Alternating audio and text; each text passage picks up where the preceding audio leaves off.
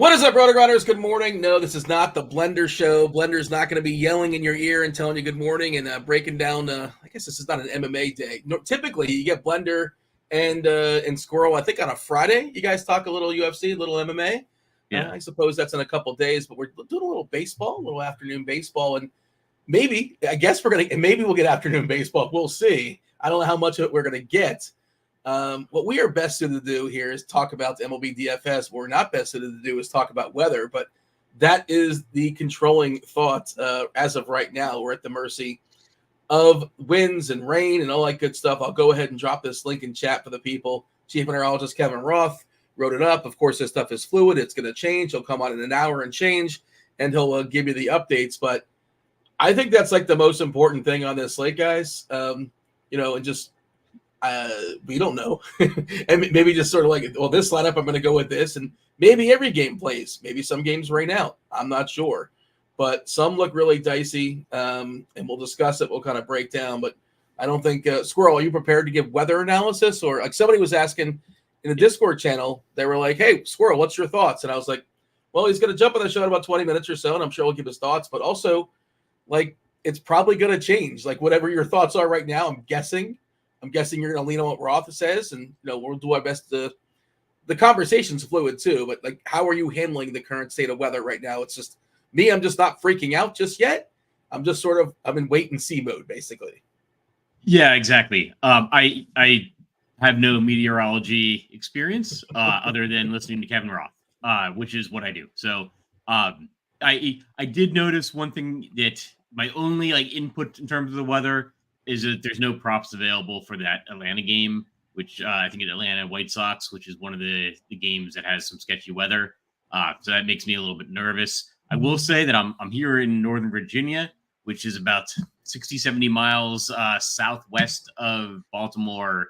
And it was pouring here this morning, but it has since cleared up a little bit. Baltimore would generally be a little bit behind us on the weather. So my totally rudimentary layman's guess is that maybe Baltimore is a little bit better than maybe was forecasted this morning. But I have no idea. Hey, I'm just going to listen to Kevin Roth. Baltimore currently, and again, like I said, this stuff will get updated, but yeah, it's a straight orange. We have Cincinnati at Philadelphia, which is yellow orange, not as scary, but just, worth acknowledging. Atlanta, orange, yellow. If you don't know Kevin Roth's color scale, orange is scarier than yellow, and the dominant color comes first. So orange, yellow, a little bit scarier than yellow, orange. And I'll go ahead and I just went ahead and drop this in chat for the people to read as well.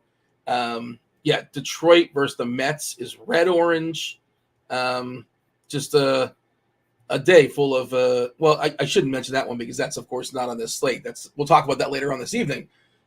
Just the weather page is a lot going on. Busy day for Kevin Roth. Blender, how are we handling this as far as weather? Or it's just, again, kind of wait and see mode. Where are you currently at when it comes to the weather?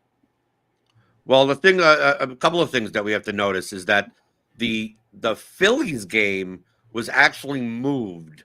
So that game is it shows on our lineup page it's 4:05. That is the real time. It's still on the DraftKings slate because it was originally scheduled for 1. So just to be clear, even though it's a 4 p.m. game, Zach Wheeler, Frankie Montas, the Reds Phillies games is still in play. But they moved it because they wanted to get away from the rain, and they may still not be able to. The fact that there's no lineups in for the Royals-Orioles game makes it more and more likely that probably they don't play. The thing about the props that John mentions is, to me, that's not as big of a deal. Most of the time, the books don't have a lot of the derivative props when there's rain questions, is because if the game gets canceled, there's no liability on them. They're just going to void all the props. The problem comes in is that if there ends up being a delay or the game gets called, I mean, if they're people know what the hell's going to go happening weather-wise. I mean, this is why you listen to Kevin Roth. You start just betting hits allowed and hits unders and all these, they're only going to play 6 innings and then call the game. They don't put up those It's very similar to NBA props this season, where if there's a team with 17 people on the injury report, you just won't find their props. They just don't even bother until they figure it out. So I don't consider that a big thing. What I do think, though, is all of this uncertainty, I think, is going. To me, it's going to actually affect pitching more because, Spencer Strider in that Atlanta game that everyone was going to want to play. Then you have Zach Wheeler in the Phillies game that everyone's going to want to play. And then from a batting perspective, the chalk game, I think, from Bat's standpoint, is the Twins-Brewers game, where it's Paddock versus Ross. And I think the more and more uncertainty, the more and more people like that. These are their games that are in domes, right? The Rangers-Rays game, the Angels-Marlins game, the Twins-Brewers, well, not in a dome, but closed. Twins-Brewers.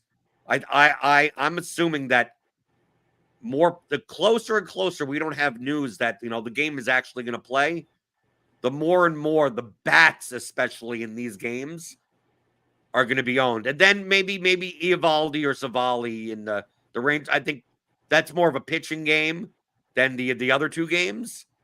But expect more condensed ownership as people just get scared off. Mr. Gergen chat says it's supposed to snow all day in Chicago. I see Ross update. Not his article. It says orange yellow for the White Sox. Light rain, snow mix at times. Temps in the 30s. Wind around 10 to 15 miles per hour. It's playable if they want to play. I'm just not sure whether or not they want to do that.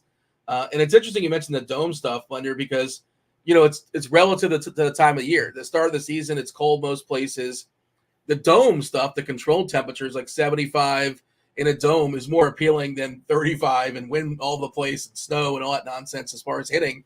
Later on in the season, when it's the humidity's at 100 in Atlanta, the dome stuff's not as appealing. But now the best hitting environments possibly are in Tampa, which is weird to say, or best in Miami, which is weird to say, or Milwaukee, obviously. Also, it doesn't hurt that Chris Paddock and Joe Ross has not thrown baseballs in the majors since 2021. I thought we were done with this guy. I could not believe that Joe. What? By God, that's Joe Ross's music. This is kind of wild, and it's just so weird. And we have a bunch of studs too that may or may not be pitching this evening's afternoon. AJ Puck. How did the AJ Puck experience go? I thought it's puke. I thought no. After his first start, it should be puke. I was watching the start and I was watching him pitch and just walk people. And I was like, if only there was a word that I can say that it can express how I feel about how AJ Puck is currently pitching. And maybe it rhymes with his name. I don't know. There's a rhyme scheme of some sort. I got nothing. I was like, oh no, or this stinks. I couldn't come up with anything else. But it was bad. I will say this. I was listening to a podcast, by the way, as far as apparently, now if you want to buy this story, apparently AJ Puck, he said that he was having an issue with the grip, and the Marlins rarely, very, very rarely open the roof. And that day they opened the roof because it was, the one time a year where you can open the roof and it's not miserable as far as the humidity. So maybe if you want to blame it on something, he was having grip issues with the ball. So just throwing that out there. I'm not saying that's, and also he's facing the Angels, and LOL, and Anthony Rendon is leading off again, because when you can lead off your worst batter, you just got to do it. The Angels really trying to make Rendon happen. Puck's a young kid, right? He's a rookie, right? Yeah. No. I mean, I can relate, Dean. Yeah, I can relate. When I was younger, when I had grip issues also sometimes. That's why you typically have some type of moisturizer. Kung Fu. All right. Yes. Do want to say what's up to everybody hanging out in chat. Good morning, good afternoon. Kindly hit that like button. Do subscribe. Do turn on those notifications. Appreciate all that. Yeah, man, it's a weird slate, Squirrel, because we're still on the track of it's early enough in the season where you're going to get the ones together predominantly as far as the number one pitchers, and that's kind of what we're getting. But some of the ones and the fives are crossing over, right? Yeah. Joe Ross, I assume, was a 5. We're getting some studs as well in Wheeler, in Strider, Corbin Burns was fabulous his first start there for Baltimore, as expected. It's Cole Reagans versus Burns is just an incredible matchup. The way Reagans took a step last year and still looks good this year, and I'm buying. Again, we don't know if that game's going to play. By the way, Blender, thank you for answering the question. I was staring at the slate last night. I could not figure it out. I'm like, why is Philadelphia start time 4:05 on this slate and like the Yankees 3:40 start time? Why is that not on the slate? And I'm like, what am I missing here? And thank you for answering it. Is that Philadelphia? And I saw Roth mention it too, that they pushed the game back and they kept it on the slate. So I was like, because Arizona was in a dome, like that game, there was no cancellations. Just for my own little sanity. It's like, oh, okay, that all makes sense now. Pitching wise, Blender. Or I guess let's start with Squirrel. How are we approaching this slate? I guess the best we can do is assume that they're all going to play. I don't know. How do we have this conversation, Squirrel? Yeah. I don't know.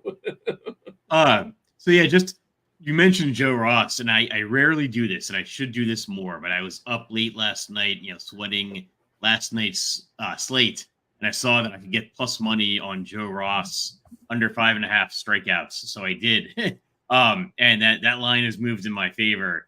Jen, a comment in chat just popped up. I think it's actually Luis Rengifo leading off for the Angels. I think Rendon's out of the lineup, so that's probably bad for AJ Puck. I gotta hit refresh because he was in there. Was he swapped out or something?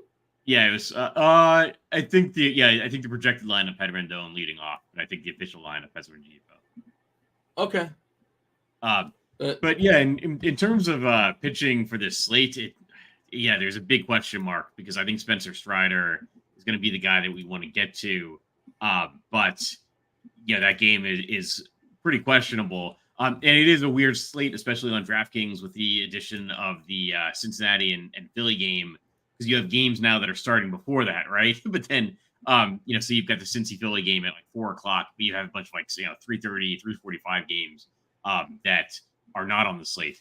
On FanDuel in particular, like if we don't have clarity on that on the Atlanta game, it's just it's delayed, but we don't know if it's going to play.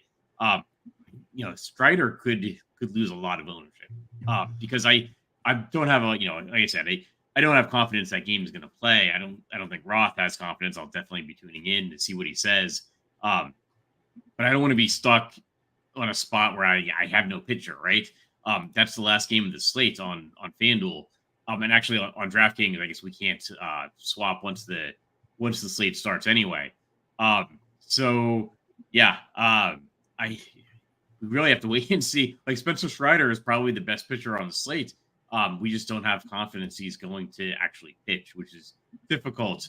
And then on DraftKings, the addition of Zach Wheeler, I have a lot more confidence in Wheeler than Strider at this point, just in terms of the game playing. But Wheeler is not available on FanDuel. There's just a bunch of question marks, and most of them are centered around Spencer Strider. Blender?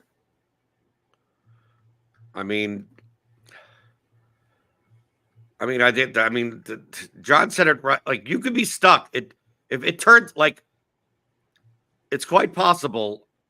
All the problem is in the later games because we'll know about the Royals-Orioles like before 105. So that's unless they start in the delay and whatever. But that to me that's less of a concern. Of course, like Reagans and Burns may be way under-owned than they should be.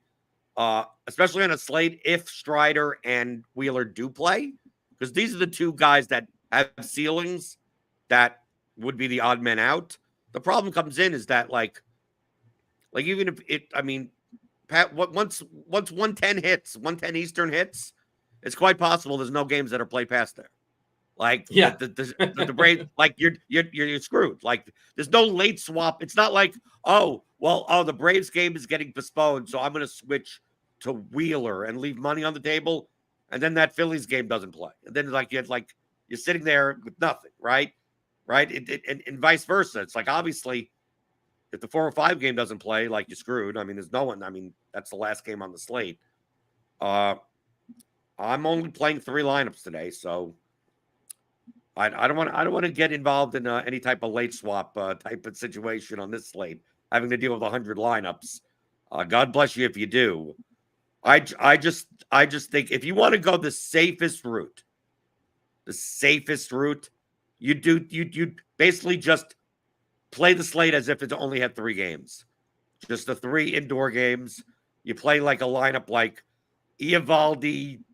You play both pitchers in that game, or Eovaldi or Savali with Sandoval, and then you like stack up the Twins Brewers game. But I also think the closer and closer we get to lock and this uncertainty, more and more lineups are going to look like that. Yeah, it's really a tricky conundrum. But can we clarify, Squirrel, if you looked into the rules as far as DK and FanDuel specific, are they uniform when it comes to games and delay, games getting postponed? I think if a game is postponed, like say it's 1:00 first pitch, 1:07, whatever it is, and it's postponed like at 1:30, there's still some games after that. They will clear your players out. Is that something they're still doing and let you like put in new guys, or not necessarily? So we actually got a great test of this last night because I was wondering this going into the slate. And because I vaguely recall the rules are different, and the rules are slightly different, and it came into play last night because I had some of this Mets-Detroit game on both sites. So FanDuel, when a game is officially postponed, if there are games after that, you can swap the guys out. And that makes a big difference sometimes. So last night I was able to swap out my Mets and Tigers to guys playing in the later games that hadn't started yet. DraftKings, you're just locked. So DraftKings, the game starts, it's locked. It can be in a rain delay, it can be postponed, doesn't matter. FanDuel, rain delay, you're locked. If the game is officially postponed, if there are games after that, you can swap to them. That might not come into play on the slate just because of the timing of the games, but it is something to keep in mind because it came into play last night. Yeah, but even because of that, I just want to highlight that I'd be much more. This is a weird thing to say. I'd be much more confident in playing Strider than playing Wheeler, only because worst case scenario, I could at 2:09 p.m. I could switch Strider to Wheeler, but there's no way of switching Wheeler to anyone. Well, I don't think Wheeler's not on the FanDuel slate. So on the FanDuel slate. Yeah, so he's on the. There's no other game past the Braves game on FanDuel though. Wait. It's the game past the Braves game. Or did they include the Red Sox A's and the Yankees Diamondbacks games? I'm jumping in the lobby right now. I wanted to play on FanDuel, and I didn't like their lobby last night, so I did not sign up for anything on FanDuel because I thought the Bart Simpson gif of at least you tried. I don't think they tried very hard to give us a great lobby.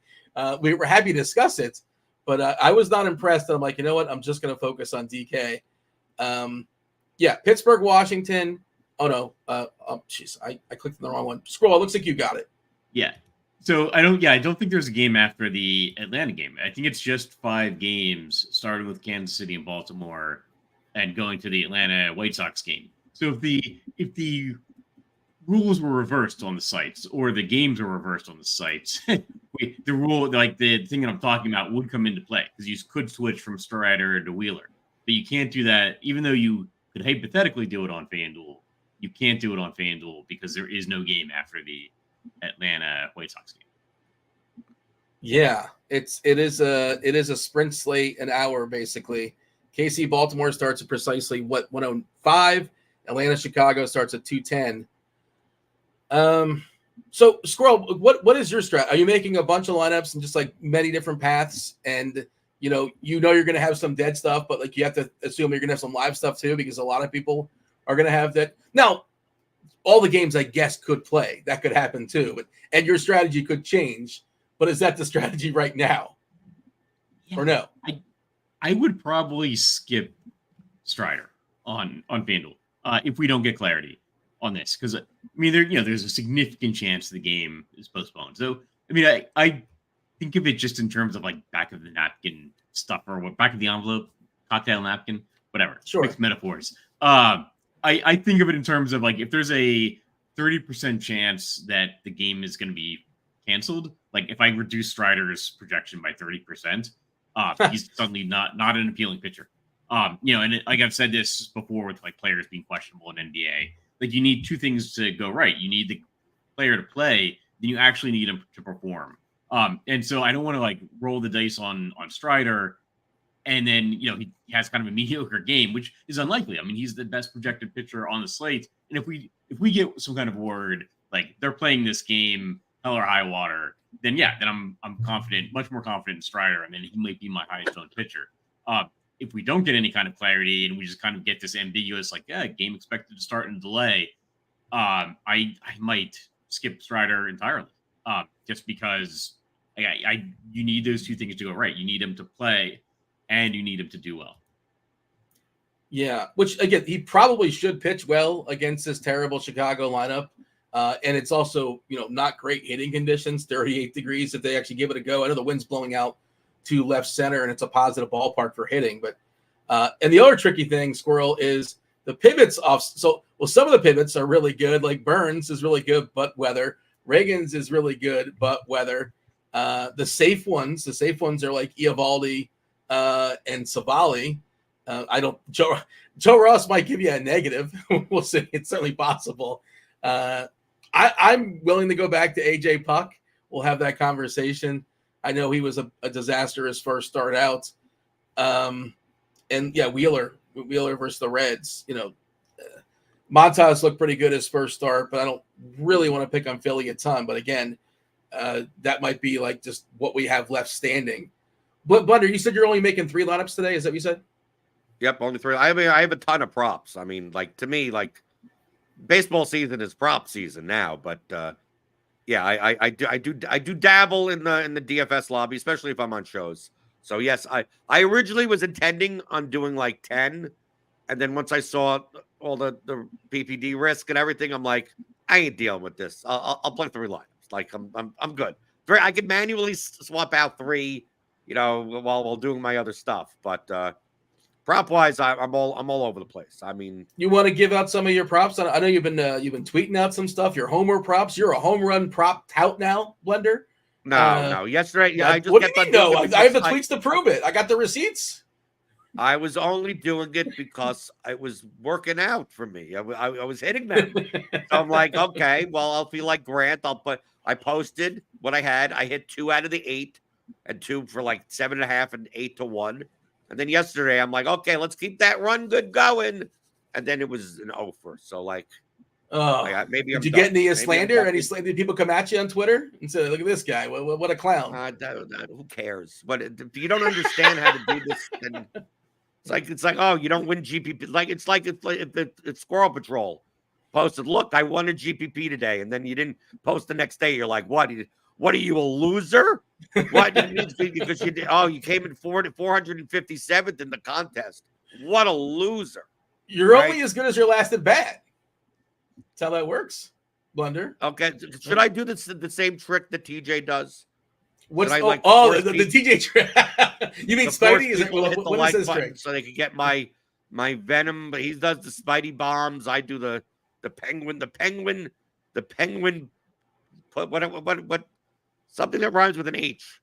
The Husk. What other superheroes rhyme with H? What start with Hulk? H? Hulk Homer's Hercules. Is that a superhero? Let the chat decide. What is your gimmick? You gotta have a gimmick, Blender. Because TJ has a gimmick. Grant has turd bombs. Yes. Right. What is your answer to turd bombs? Truthfully, Dean, my gimmick is whatever card he says. I mean, that's essentially what I mean. Like, what I should do for this segment, I should get a printout of Cardi's face and put it on a stick. And then when I do the props, I just put the stick in front of my face, and I just act like Cardi. Because so when you go 0 for 5, he's like, hey, take it up with Cardi, blame it on him, and all of a sudden blame it on him. Right, that's not me. All right, fair enough. As you go 3 for 5, conduit for Spidey. I'm confused. Because TJ's not into superhero and comic books and stuff. Was that? Because he's big into superheroes and comic books and stuff. That's why he does it. I thought Spidey's just telling him who's going to hit a home run. It's I don't all think it's the real. I don't think pretty it's the real gray. Spider-Man. He's not. You He's start not asking for details, and it's all pretty hazy. He doesn't like talking about it. The chat is suggesting Blender's bombs, the blender, blend the balls, Blender's Bizarro bomb. Any of these do anything for you? Bizarro Something bomb? about What does that chopping, mean? right? A blender chop or something like that. Because it's a blender. Yeah. Oh, Bizarro Superman. Yeah, remember Bizarro Superman? Producer Steve showing up on the. He does the opposite. Like whatever. I remember this because of Bizarro Jerry and Seinfeld, but that's a different conversation. Blender, you're aware of Bizarro Superman, right? Sure. Okay. I'm just saying. I have no idea. You've never heard of Bizarro? All right. I'm not a comic book guy, but I know the concept. Just the opposite, I believe. I think that's we might need TJ for such things. Blender's Big Fly, Spidey blended balls. They're kind of merging the two. Nothing. All right, back to the drawing board. That's at least more accurate. Well, do you have a scroll? Do you have a gimmick of some sort for a home run call? Scroll's nuts of some The nuts, sort of right? nuts? Yeah, we do the squirrels nuts, for the hitting the nuts for the article. Which it's a little confusing. But you should do, John. You should do the nut shots for baseball, and then it has a whole nother meaning for UFC because apparently, we saw on the last card, you could get free nut shots and eye pokes, and as long as you could do that as many times as you want without getting points taken. I don't know why UFC fighters would not just go out, just take out a knife and stab the guy. Just shank a guy and it's a warning. Yeah, I spent 8 minutes of my life, speaking of nut shots, watching a video of umpires on a loop getting hit in the nuts. That's what I did for 8 minutes of my life. I don't know what you're doing, but that's what I did once on the YouTube. Yeah, you know what? We're going to be talking a little SimLabs later. Blender, you did a good demonstration last time. I'm sure you uploaded it again to see what SimLabs is kind of spitting out to the people. Tricky day for SimLabs because I don't know if SimLabs accounts for it. Is it just Blender? You might know. Does it account for like weather stuff and how people are reacting to weather and how people are rostering weather stuff, or probably not? I mean, theoretically, if it's reflected in our projections, sure, but. Yeah, this would be a tricky Sims type of day because you take one game off the. You take one game. There's only 6 games on the slate, so if let's say Strider isn't available, that majorly affects how everything. An 11-3 pitcher. All these lineups that would be completely different. So I don't consider it a SimLabs type of day. For that reason, you could use. We have our current projections and ownership in there. If all the games played, no problem. You could go in there right now and kind of. The starting lineup should be updated within the next half an hour, but then it'll be fine. But once you start taking out games and players and this pitcher's out, that bit and then even if everyone was playing, if the field is I'm scared of playing Spencer Strider. And we have been projected for 50% ownership, and he comes in at 25. The Sims, you'd want to play it. The Sims are going to tell you to play a lot of Cole Reagans because he's going to be way under-owned. That may not be true if Strider and Wheeler don't play. I keep refreshing Roth's article, and I don't know if he's going to give us an update, a written update. Of course, he's going to be on in about 45 minutes or so, and he'll give you a verbal update. But again, a reminder, I'll go ahead and drop this link in chat once again for the people. Straight orange in Baltimore. I can read it as well.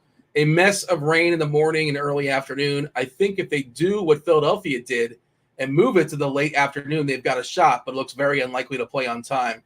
The other thing that's worth noting is it's getaway day, right? So how long do they want to stick around for getaway day? Last game in the series. Yellow, orange. What it's called getaway day? Yeah, you've never heard that term before? No, I thought getaway day. I see the commercials on TV for sandals, right? When you said getaway day, I'm like, it sounds like a cruise commercial or some resort or something. It's like getaway day. Blender, have you heard this term? I'm not making this up, right? Not whenever it comes to baseball. Yeah. Do you know what a rubber match is? Now it's just like quiz blender with random random baseball knowledge. No, I You know ever the seen a rubber match. The one to decide gets tied, and then you get who's going to win the series. Rubber match. Yeah. Okay. All right. So you've totally redeemed yourself.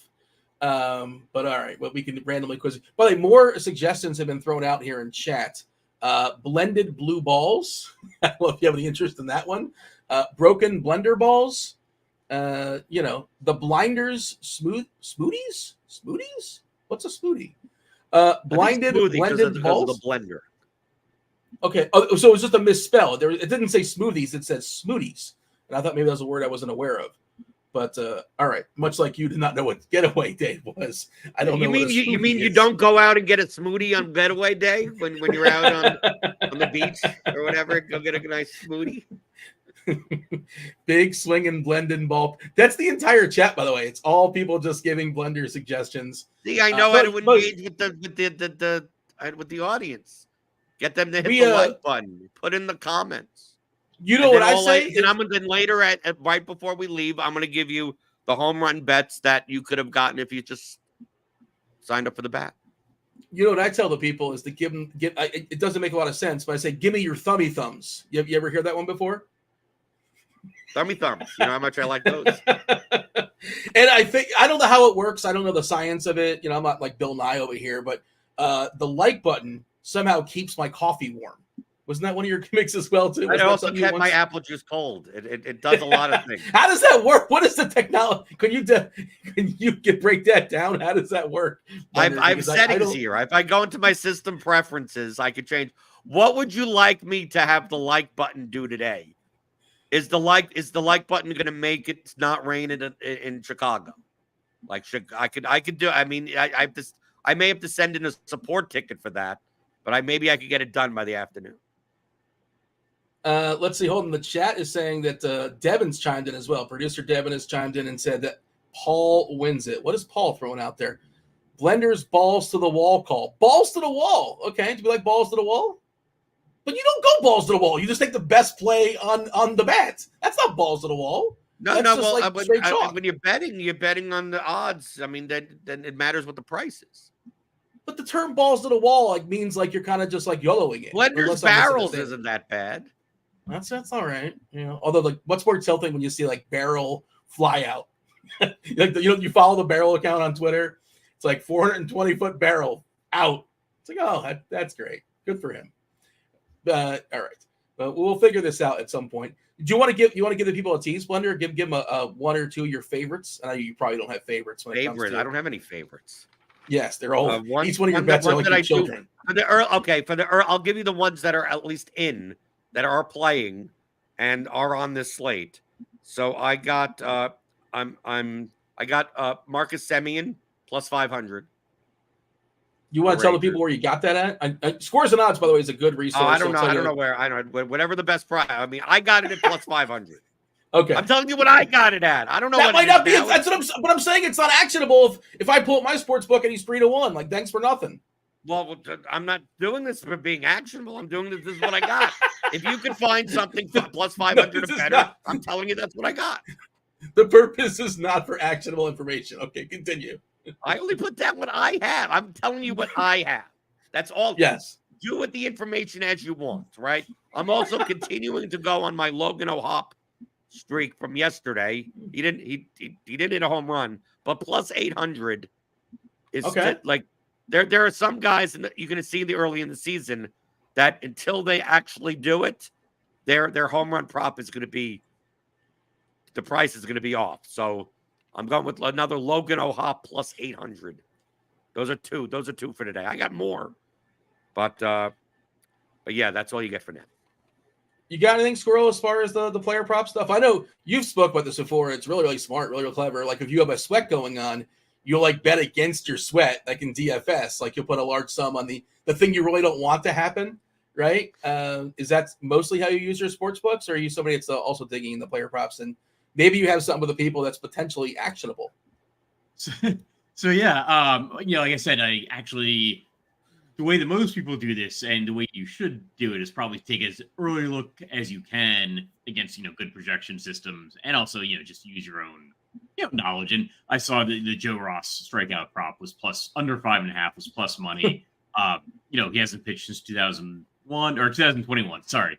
And he did have more strikeouts than innings, in the preseason, but he wasn't like mowing people down. He had like a 1.58 whip or something like that. And I think it was only like 17 or 18 preseason innings, or spring training innings. But so yeah, I took the under on the strikeouts there. In terms of a home run call, are we doing home run calls? Or does the guy have to be under the radar? Can it be over the radar? What are we doing for home run calls? Feel free. It's dealer's choice, man. Whatever you got, Dealer's whatever choice. works for you. Let's see. Try to think of a good home run call. Go Willie Adames. Who's playing? You're picking somebody that like we're for sure is going to play at least. At least you have a live like 4 at bats. We feel pretty confident he's going to play baseball, which is something. I was going to say, speaking of playing baseball, we may lose this Atlanta game. Like Roth updated and it's straight orange now. So the update is not positive. Wouldn't be surprised to get an early postpone here. Atlanta at Chicago. This is like, 2 different leagues. They probably don't. I don't know if Atlanta comes back to Chicago at some point, so maybe they want to get it in. But maybe they go there for the Cubs. Figuring out, how to make up games, but it doesn't seem very likely this one's going to go. Straight orange is your update there. Straight orange in Baltimore. Straight orange for Philadelphia. It's not red. If you aren't aware, red's the worst. If you get red, it seems very likely that the game's going to postpone. Spoiler alert, the Mets tonight, red, orange. So it's dicey. It's dicey all around. At this point, I feel like I'm withdrawing even the 3 lineups that I have. Well, I mean, is there an edge? Are people going to be like, there's some people that are just not paying attention to this now. I think I want to ask John Dean. I want to ask John this. To me, this is the strategic crux of the slate, right? Because we could talk about like projections and whatever and ownership. None of this, we have half the games are possibly not being played. It comes down to the probability versus ownership of these games of like I said, I'm playing 3 lineups. It has nothing to do with how many lineups you play, but since John, you're going to play 150, how many, because there's a value in taking a shot on Strider and Wheeler pitching wise, because they may just be drastically underowned and the game plays and you got a pitcher that the 2 highest projected pitchers for half the ownership. Or if you think more people will still do that, then you got like guys like Eovaldi and Savali that are underowned. And stack wise, I think the clear path is that I would only stack the games that are postponement risk. Like if you're gonna choose to play the Braves, like I would just like play 5 of them or play 0 of them. Same for like the Reds or Phillies, or like I would just go with an only in stacks type of thing. But from the pitching standpoint, to me, I can't ignore the fact that the highest projected lineup I could play is a Strider Wheeler lineup. And it's quite possible it may get me 2 zeros. But if you told me they were single digit owned, I'm using the extreme example, I would still play that lineup because they, even with the postponement risk, how do you not play the 2 best pitchers on the slate for single digit ownership? There's a lot to unpack there, and I might treat the lineups differently depending on the contest. So for like single entry stuff, like stuff where I'm taking this lineup and I'm putting it in a bunch of single entry contests and a bunch of like satellites or whatever, then I'm probably not going to take a lot of weather risk there. Even like thinking about like Strider and Wheeler, and just being a pitcher, right? Like the differentiation in pitchers is just not that great. Like Nathan Eovaldi could outscore Zach Wheeler. You rarely see like a home run difference in pitcher projections, if that makes sense, right? Like you generally don't see a huge like 18.7 projection difference in pitchers on FanDuel. between like the average pitcher that you can play in a safe game inside of a dome and the risky pitcher. So I'm probably just not going to take that much rain risk. Just because like Eovaldi could outscore Strider if both games play. So I'd much rather have the guy that's definitely going to play or almost certainly going to play. Right now, what could happen, right, is Nathan Eovaldi injures his arm in the first inning, and then the Braves game plays and Strider gets 12 strikeouts. So that's a concern, right? But if I'm gonna play, like I want I have a solid thought that the game's gonna play. Like if it's like 70% chance, Roth's saying, yeah, I think this game's got a good shot. If they wait it out, they can definitely get the game in. Then I'll take some risk. And then like in the large field, 150 lineups, like, yeah, then I'll definitely take some risk there. But if it's like, no, I think this game's a total toss up. Like I'm probably like, I don't know. I think you could get a huge edge in getting a bunch of points from Eovaldi and AJ Puck. But do you consider, John, do you consider those games? Do you consider the Braves White Sox and the Reds Phillies games to be cross-offs? Because even Roth's forecast doesn't, I mean, it's not red. Like orange is not red, right? If we go by the color orange coding. is scary, but it's not red. It's not scary. I mean, nothing's scary. It's scary, but it's concerning. Yes, it is concerning. Nothing. I just know that the field is also going to be concerned as well. And if maybe I don't play Strider and Wheeler together, right? Because now I need both of those games to play. I just feel like, how do you not play the two pitchers that have like the highest ceiling at what could potentially be significantly lower ownership? I don't know. And it might be a little bit different here between a day slate and a night slate, a main slate. I think that you actually get a little bit of a more casual crowd in day slates, which we've kind of seen with the FanDuel contest is already sold out, right? Like those are, I know from like my past experience, those are people sitting in the office who may have a meeting later and they just want something to sweat, right? So they're reserving their entries early, their entry or their entries early, and they may not be on top of the weather. Like you might see some ownership on Strider, even if the game's rained out, and on DraftKings, you might see some ownership on Wheeler, even if that game is rained out, because people just aren't paying attention. More so in, I think, early slates than in main slates and a night slate. We're getting more of like the 150 entry crowd. That's just my like anecdotal experience. And so I'd rather just not like if we truly have no idea what's going to happen with the games, like I'm going to err on the side of not taking the risk of getting a zero.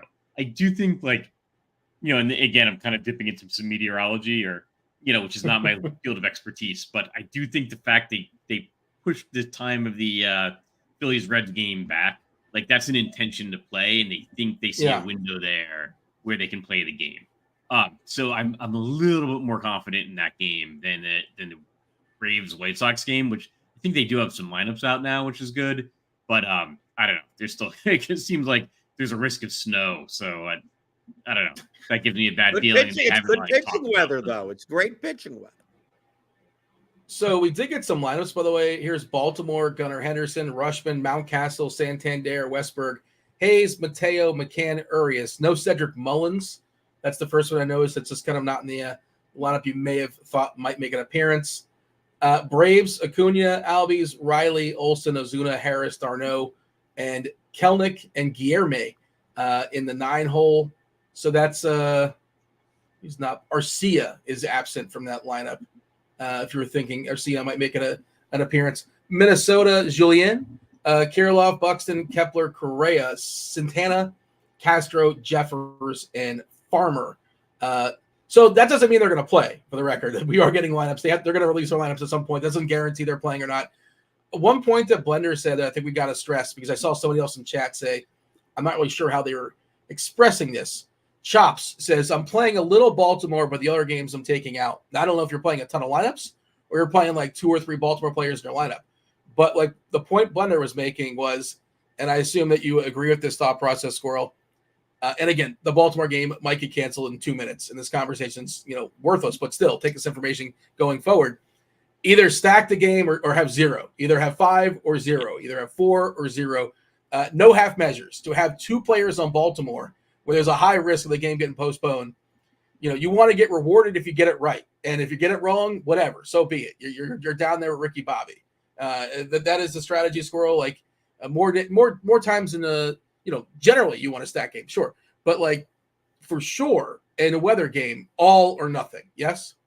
Yeah, absolutely. And I actually made that mistake last night on DraftKings. I had a bunch of like Francisco Lindor one-offs. And I was saying that, shoot. Yeah. Like I shouldn't have done that. That is definitely a very good strategy. Like you don't want the one-off on your team to be in a potential weather game. You do want to stack it and do a stack you think has a chance to be the highest scoring stack of the slate. And then if it gets rained out, it gets rained out. I think that's especially like the super large field contest. I think that's definitely a valid strategy.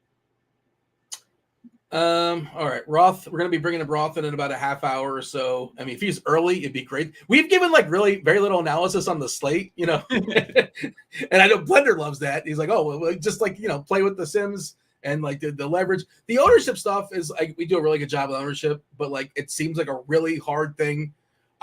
Scroll, you're looking at the ownership stuff right now. Do you feel, again, you have to put a number on it. It's just really, really hard to do, and I don't really fully trust it just because there are too many moving parts and just something you really can't calculate, especially a game starts tumbling. And then the human thought of like, well, I'm just not going to plug in players from Baltimore because of X, Y. So like how are you handling ownership? Because to me, it's just, I don't know what to do with it. It's not something I'm thinking about right now because it probably changes and it probably isn't right now just because things are changing. Yeah, exactly. Like ownership is going to change dramatically if we lose a game, which is almost like pending at this point. Or at least we're going to hopefully get some more information in terms of they're going to start on time or they're going to start in delay or whatever the case may be. But yeah, that's going to change any kind of like verbiage error or situation is going to change the ownership so much. I do think ownership gets a little bit different on early slates. Like I mentioned, I think it's a little bit of a more casual crowd. And I think New York teams tend to get over-owned on early slates, which is something I've noticed. And it goes to that, people sitting in office. I think there's a bunch of people in New York waiting to play their FanDuel or DraftKings lineups who are just like stacking those Yankees and Mets. So that's just my own anecdotal experience. But yeah, I agree. The ownership projections are very difficult at this point. But you do have to put a number on it, and you do, generally think that team with the highest implied run total is probably going to be the highest owned stack in most cases. So just to give a little bit of slate analysis, I do lean maybe a little bit away from Milwaukee and Minnesota and maybe a little bit more towards the Angels and Miami. They've all got pretty similar implied run totals. And people probably don't want to play Miami and the Angels. But they're probably more willing to play Minnesota, Milwaukee, just a little bit of a slate analysis and my own, early ownership teams. To your point, by the way, of people hanging out in offices, I would also just kind of add, and you can confirm or deny, I feel like instant gratification. People don't want to, the people in New York in their office or whatever city they're in, I don't, you pick New York, they're not sitting there like making a lineup and like, all right, I can't wait for first pitch in 4 hours in Philadelphia. Like they're playing the first game, right? They want to watch their first game. They want a distraction for work as opposed to like staring at, waiting for first pitch in 3 hours. Is that, and that's also another general thing. And sometimes lineups aren't out as well. So, the Dodgers are kind of the exception, like the Rockies Coors, kind of the exception, not the Rockies, but whoever's facing the Rockies in Colorado, people will wait for that. But do you find that still kind of a thing? I know Sims, have changed the way some people have played, but is that fair for baseball as far as the thought process? I think so, and probably especially on early slates versus main slates, especially early in the season versus middle of August. Yeah, I think that's definitely true. Like the teams that with the lineups aren't out yet tend to be a little bit underowned. A lot of times, like the guy that sneaks into the lineup that wasn't out at lock is going to be pretty underowned. Like a lot of people are trying to switch on their phones, and I do this as well all the time. I'll be down in the kitchen. Like, oh, this guy's not in the lineup for the Giants. It's Wilmer Flores instead. But I'm going to switch to the highest priced, third baseman or the highest projected third baseman rather than switching to the guy that's coming in at the minimum price or whatever, in place of who I expected to be there. So that guy tends to see like 1% or less ownership. And then when he hits 2 home runs, Like, I should have gone back upstairs and really, really late swapped it. But Jackson Churio leading off for Milwaukee today. Just I think that's of note. The prospect, the big prospect here. Question for the field. How old? Joe Ross has not thrown baseballs in the major league since 2021. How old do we think Joe Ross is? I think he's still young. I'm gonna guess 27. Squirrel, over, under? I think he might be even younger because he played for the Nationals. Is this Joe Ross had a brother, right? Justin Ross? He did have a brother who I think also played baseball. Yeah, I guess. Well, he's like an architect. But I think Joe's the younger brother. I think Joe Ross is still fairly young. I'm gonna go. His brother was Tyson Ross, who was better. Yeah, Tyson Ross. Forgot about Tyson Ross. I already looked it up, so I can't comment. San Diego. I'm gonna go 25. He's 30. It's funny. I was going the other way because I'm like, we haven't seen him in a long time, and I don't remember how old he was. But yeah, he must have like barely pitched. I guess he pitched for a couple years in the majors, right? But then he disappeared for several.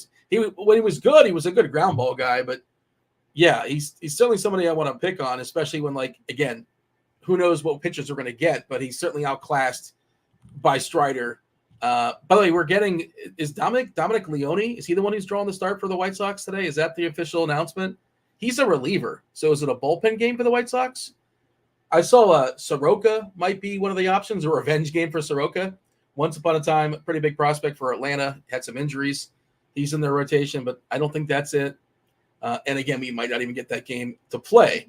Blender, where are you at? So take me through your thought process right now as far as making lineups. Well, what are you figuring out? Are you on SimLabs? I should tell the people, by the way, about SimLabs. They're not aware. I kind of referenced it a couple times. Expert DFS lineup generation tool from RotoGrinders, from Fantasy Labs. It's available for baseball. It's currently in beta. You probably use this for NBA. Because it's currently in beta, it is free. I don't know how long it's going to be free for, but we want to get y'all using it and testing it out. You can run yourself, hundreds of correlated, well-built lineups in a matter of seconds. Just plug in how ambitious you want to be as far as variance. Are you playing in a large field? Are you playing in a small field? Things like that. There are more things you can dig into, if you pull it up, but, don't want to get into all the details. But, have at it. It's probably in the description as far as a link to it, or I'm sure producer Steve or producer Devin will go ahead and drop it for the people. But Blender, where are you currently? I'm just currently in wait mode. I'm waiting for Roth. I'm waiting for news of this game is canceled, because it feels like we have three games that are going to play, for sure. That's Texas at Tampa. That's, the Angels at the Marlins, and that's Minnesota at Milwaukee. Those are our 3 dome games. We have KC at Baltimore, currently orange. Atlanta at Chicago White Sox, currently orange. And Cincinnati at Philadelphia on the DK slate. That is currently, let's see, I want to get the update. That's also orange. So, yeah, thought process, Blender. Where are you at right now? We're just kind of in wait and see mode. Well, I I'm just going to I took SimLabs off the screen because SimLabs needs to be updated for, we have an 8:50 a.m. Timestamp, and it doesn't include the Phillies game because remember the Phillies game was moved. So yeah.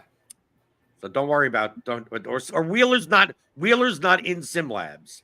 So when that gets updated, it's at least before, hopefully soon. That should be in there. That's why I'm getting so much of Burns, Reagan, Stride. I'm getting when I see I'm getting no Wheeler. That's obviously an issue. So from a SimLabs perspective, like I said earlier, this ain't a SimLabs type of slate because my inclination strategically, I'm playing 3 lineups. I will be playing Strider and Wheeler. I'm more likely to play Wheeler only because he's cheaper, right? And I think it's a little bit more likely that the Phillies actually do try to get that game in at some point today, being that they did push it back. But outside of that, to me, I know I'm the crazy one. Oh my God, you play vomit balls to the wall. Some would say balls to the wall. I'll probably be playing the Twins Brewers game. I mean, it's Chris Paddock versus Joe Ross, for crying out loud. And take a look at the slate. This slate may turn into a 3 or 4 game slate, and I prefer that game. But I am with John that the number 2 target would be the Angels Marlins game. But I do like Patrick Sandoval as a cheap pitcher, even against the Marlins. So I would rank the teams that I would play, even though I'm leading with the chalk. Twins 1, Brewers 2, Marlins 3. And the way that I'm getting different is I'm going to take a shot on these. I'm going to take a shot on these pitchers and hope the game plays and hope I get ownership until the games are canceled. Yeah. Right. It's hard for me. Maybe. Hey, I could see playing Reagans or Burns if we get word that the Orioles both they're actually gonna play, and it's not gonna be if they announce a late start, it's much more likely that they are gonna play because they would have.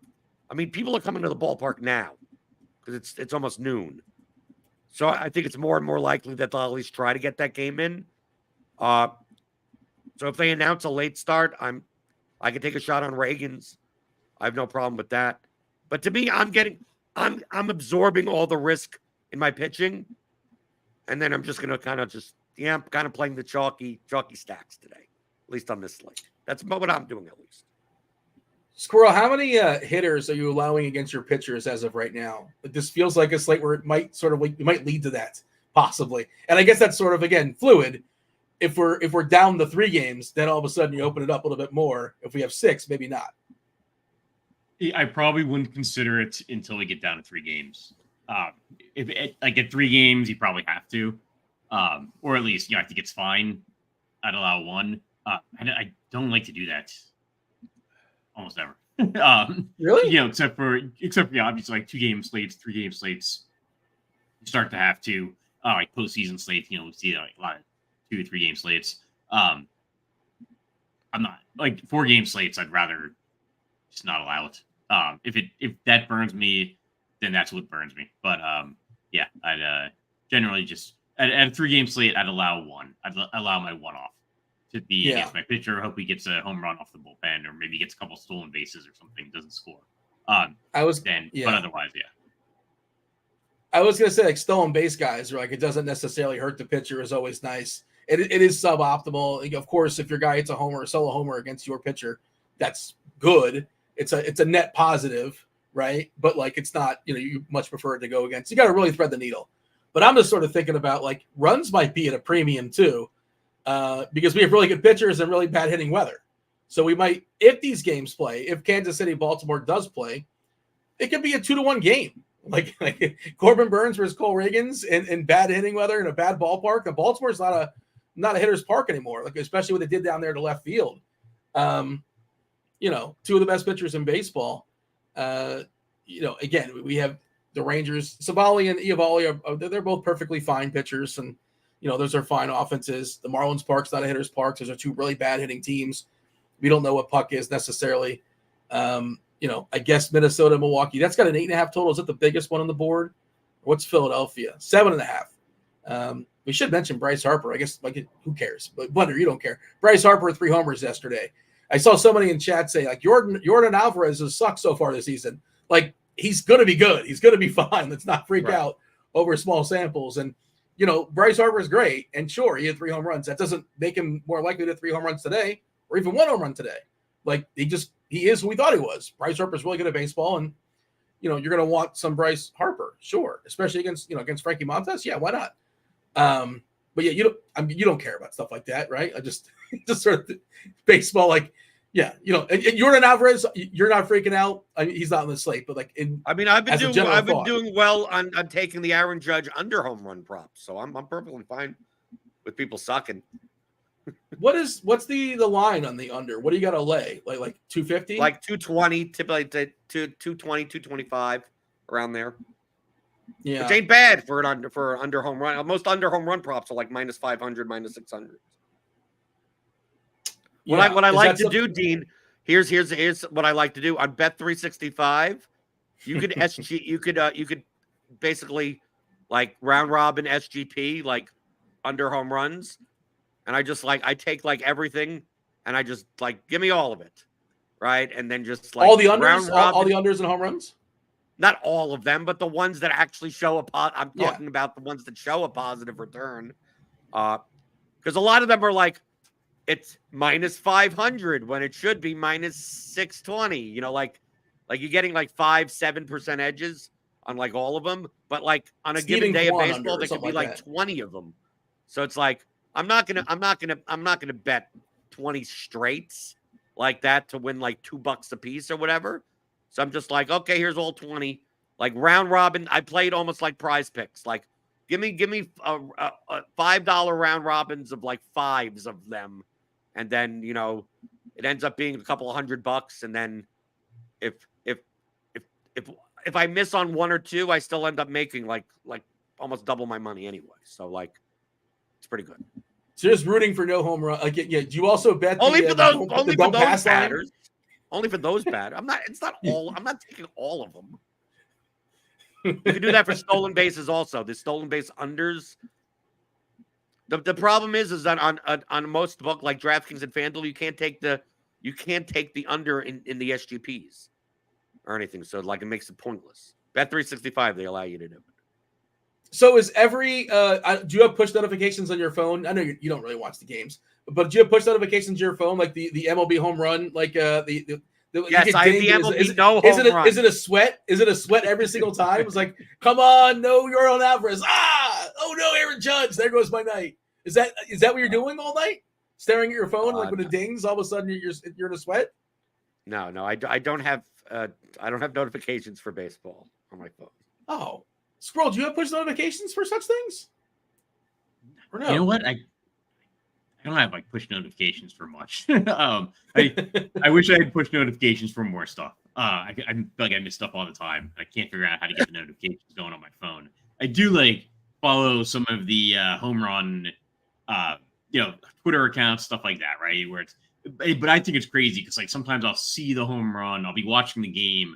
I'll see the home run on Twitter before I see it live on the game, which I think is incredible. It's bouncing, guy hits a home run in Kansas City, bounces off servers in San Francisco or whatever. I'm getting it on my phone in Virginia before the TV signal even I'm getting the launch angle, the projected distance or whatever, the home run. And then we still have a guy behind the plate that's 70 years old going that's a ball. I think that's a strike. I don't know. Don't argue with me though, because I'll kick you out. But I'm fairly confident. That's 70% sure that was a strike. At MLBHR, the RG account, and that's what I know. That's where Grant. I'm pretty sure it's where Grant drops his turd bombs as well. So I have that one. It's I get a notification for that, and just get a lot of dings as far as homers. And it's a nice little tilt to have. To go, I got that guy. I don't have that guy. Oh, I can't believe I did not play this guy. And it just tilts you. It's probably a bad idea to have those push notifications now that I think about it. Bunny, do we get enough likes to give the people some of your favorite picks? I know you kind of teased it earlier.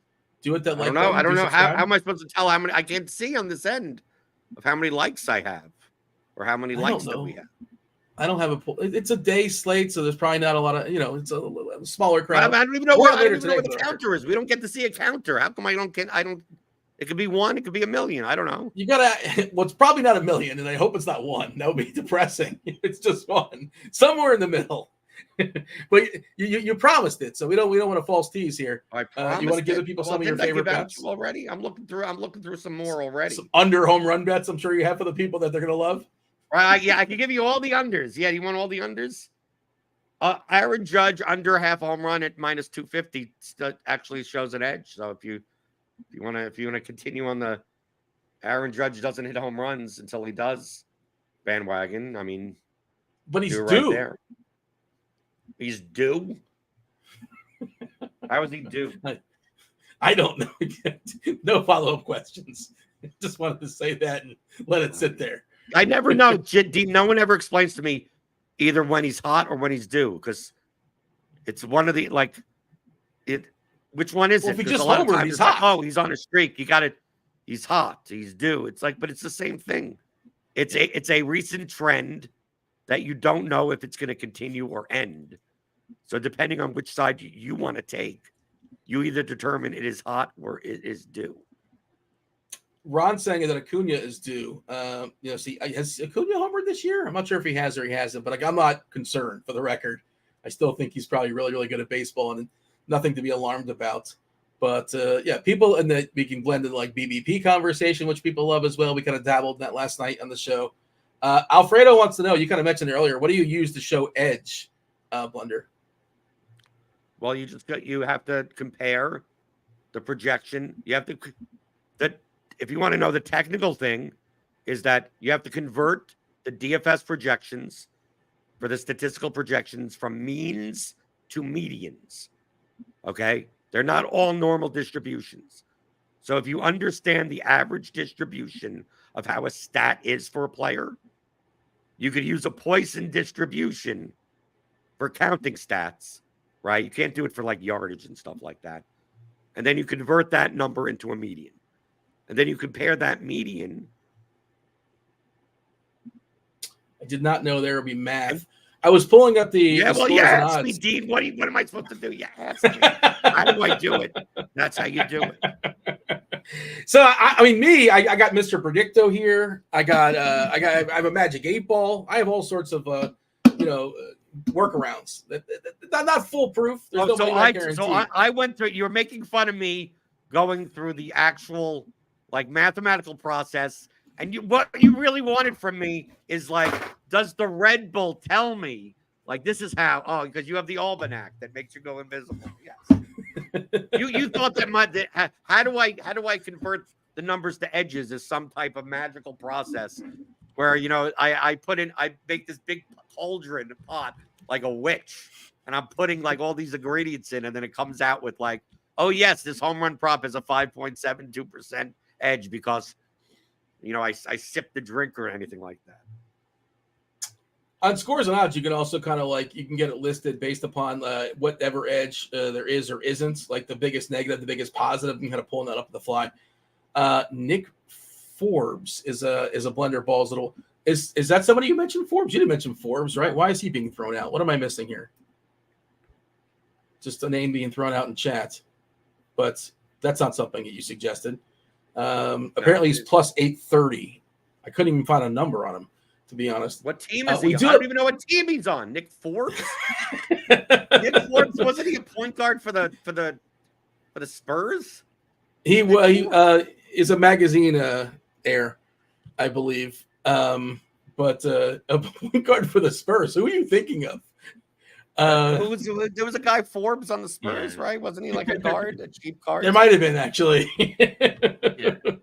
Yeah, Bryn Forbes, yeah. Bryn Forbes, okay. There you go. Yeah, he's on top of Nick it. Fortes. Oh, we're talking about the catcher for the Marlins. No, I don't. Oh, that's what's good. Okay, no wonder I can't. I'm like, who are we talking about? Spelling is throwing me off. I'm very easily thrown off and derailed, and chat is not.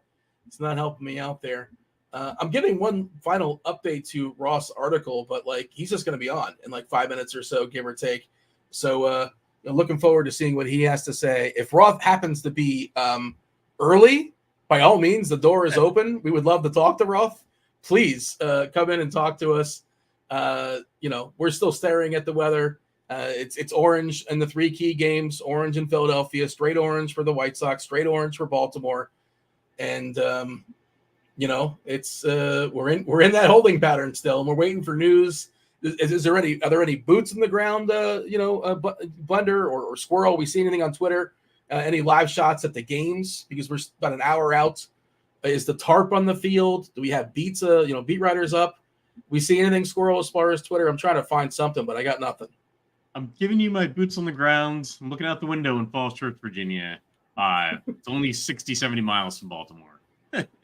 It's pretty predictive of what they're going to do when the game starts. I don't know. It looks to be clearing to me, but also I'm just looking out the window 70 miles away. Fair enough. I mean, you can't see the stadium from there? Yeah. I'm much closer to Nationals Park. I will say I have done my lineups outdoors at Nationals Park before on a game that ended up being rained out with no rain. That's amazing. There with my laptop doing the lineups. Like, I'm getting all these nationals in. So great to be here in the stadium and know this game's going to play. Got rained out anyway. Well, the Nationals are kind of like that's the nemesis. Whoever works there for the Nationals, that's Ross' nemesis, because they're notorious for calling the games, and sometimes pretty clear. Like they're facing like Spencer Strider and they're rolling out like Joe Ross. And it's like, yeah, we could probably cancel this one. Yeah, I felt the Joe drizzle. Ross's last start was probably one that was rained out by the Nationals against Spencer Strider. Yeah, they definitely do some shady things, and it's weird because they're like one of the worst teams in the league, and like whatever, who cares if just roll it out and see what happens. But yeah, do we got any homer calls for the people? People you like want me to homer add calls. I could add another one. Okay. Yeah. I mean, but remember, fire up the looking, DeLorean, hit 88, right, and let us know. Prices matter. I'm not if it's a matter of who's going to hit a home run today. I'll just pick whoever the top. I'll pick Aaron Judge. He's the most likely to home run. Well, that's not balls to the wall. He's not even on the slate. Right, but I'm just saying in general. Like I'm not picking who's going to hit a home run. It's what's the probability of them to hit a home run versus the price that you can get to have them hit a home run. So I mentioned Semien for the Rangers. I also added Ezekiel Duran plus 830. I believe that is available. I think that's on FanDuel. Against Savali in Tampa. Those are your two? I mean, I have more, but I mean, that's another one. Wow. What's with the slower roll? I'm trying to kill time as we get to Roth. Fill some time for me, Blender. Help me out. Well, I mean, if you want to know what home runs that I have and at what prices, I would highly suggest you sign up for RotoGrinders Premium, where I get the combo premium $250 off. We're running a promotion for the 6 months. You get everything. You get MMA, you get NHL, you get NBA, you get everything, right? So sign up for that, and then also get the bat projections, right? Cardi's bat projections, and you could just use those I download those bat projections. I run it through my stuff. I download it to Excel. I look at it through odd screens, and then it comes up and it says, "Oh, the edge on like that's what I'm saying." I'm looking right here, and the edge right now that I have on Ezekiel Duran home runs is 6.75% over a half a home run at plus 830. Is there a floor, what I do? Like the smallest? What's the smallest percent edge that you're willing to bet? I mean, it depends on the stat. It really depends on the stat. Like on K props, I don't mind going down to almost nothing. I mean, I'll bet anything with an edge because it's a much more normally distributed stat. The closer it is to normally distributed, the less a variance there will be in those small numbers. But when you're dealing with like over under half a hit, like I'm not taking like, oh, this has a 1% edge. It's like the difference of like an extra like one batter batting in the lineup could mean a difference of like another 3 or 4% in each direction. So like those are like 5-10%, stuff like that. But home run props, I mean, it's very rare to find home run props in one-way markets that are positive for the over. So most of the time, if I find ones that are over, I just take them all. All right. By the way, if you had an issue with Lineup HQ earlier, like I was having an issue with Lineup HQ earlier, it's good. It's working now. So feel free to fire that up. Apologies if it wasn't working for you. We got Chief Meteorologist Kevin Roth here. I don't know if Stevie is here or nope. Is he here or is he not here? Roth is like shooing me away. We can see you shoot. You don't want to be here. That's it. I don't want to be here. That's all. So, Kevin, is it too soon to bring up yesterday and like now today? It's all kind of running together. No, it's the right time to bring up yesterday. Actually, maybe producer Steve or producer Devin, producer Steve can throw it up on the screen. But yeah, at least you have your sense of humor. When somebody you posted like you were tilting about, I can't believe they called this game, and like you were thinking like it's probably gonna play. And then somebody drops in, somebody, I just like an AI person or whatever, says nudes, and you go, I'm not in the mood for nudes. yeah.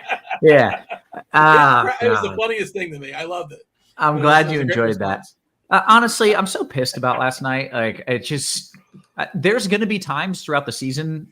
There we go. Yeah. Someone said nudes in my profile, not in the mood. Like, there's going to be times when just the weather doesn't work out the way that I thought it would, and the game gets postponed. Like, that's going to happen. It's going to happen a lot this year. But when the weather goes the way I think it's going to go, and then the team just does like some shit that I would have, like, I felt confident that game was going to play. The weather went exactly as I thought. Everything was trying out. It was time for them to say, okay, we're going to play. And then they just didn't. And that shit really pissed me off. I was not in a good mood last night. And now we have today, which is every bit as crazy. You can totally redeem yourself, Roth. There you go. Or they can just cancel these games and make it easier for you. Yeah, right. That's what I'm hoping for, because this is an absolute cluster of a weather slate here. Yeah. So, and again, we're still 45, 50 minutes in first pitch for Baltimore, Chicago a little far out. The Philadelphia game probably a little trickier for you because that is a later start. They did push that game back, Roth. You kind of mentioned it in your article as well. Yeah. That suggests they have the intent to play. That doesn't necessarily mean the weather's going to cooperate, but they saw something that said, hey, maybe we can get it in if we do this. Does that make you any more optimistic? Or I see it's still orange, so it did. So this morning when I saw that, I was like, this is the right choice. There's probably going to be a window there. And now models are keeping the rain longer and longer. So now they might need to push it back from where they've pushed it back. And now you're like, are they going to play if it's not clear till 6? I don't know. They already pushed it back 3 hours. They're going to push it back another 3? I don't know. One reason why they might not play, Roth, and I'm not sure if you've heard this term before, but it's getaway day. Do you know what getaway day is in baseball? You need to get out and go to the next city. Yeah. Squirrels, judges? Is that good? Yeah. Squirrel? I think that's the definition, right? Getaway day. Yeah, I dropped it on Blender, and Blender's like, what is getaway day? He's never heard that term before. Stevie. I thought a getaway day would be an off day. Like if you have an off day in between series, it's like that's when the teams get away and they get away and they go and party amongst the town or whatever the hell they do. That's a getaway day. By the way, we should have mentioned, Stevie, tonight is your 88-year celebration as far as the morning grind. Is that why you're on here, to promote the 8 years, or what are you doing? I'm happy to see you, but we never see you on this on Grinders Live on Crunch Time. Welcome. Congratulations on 8 years doing the morning grind.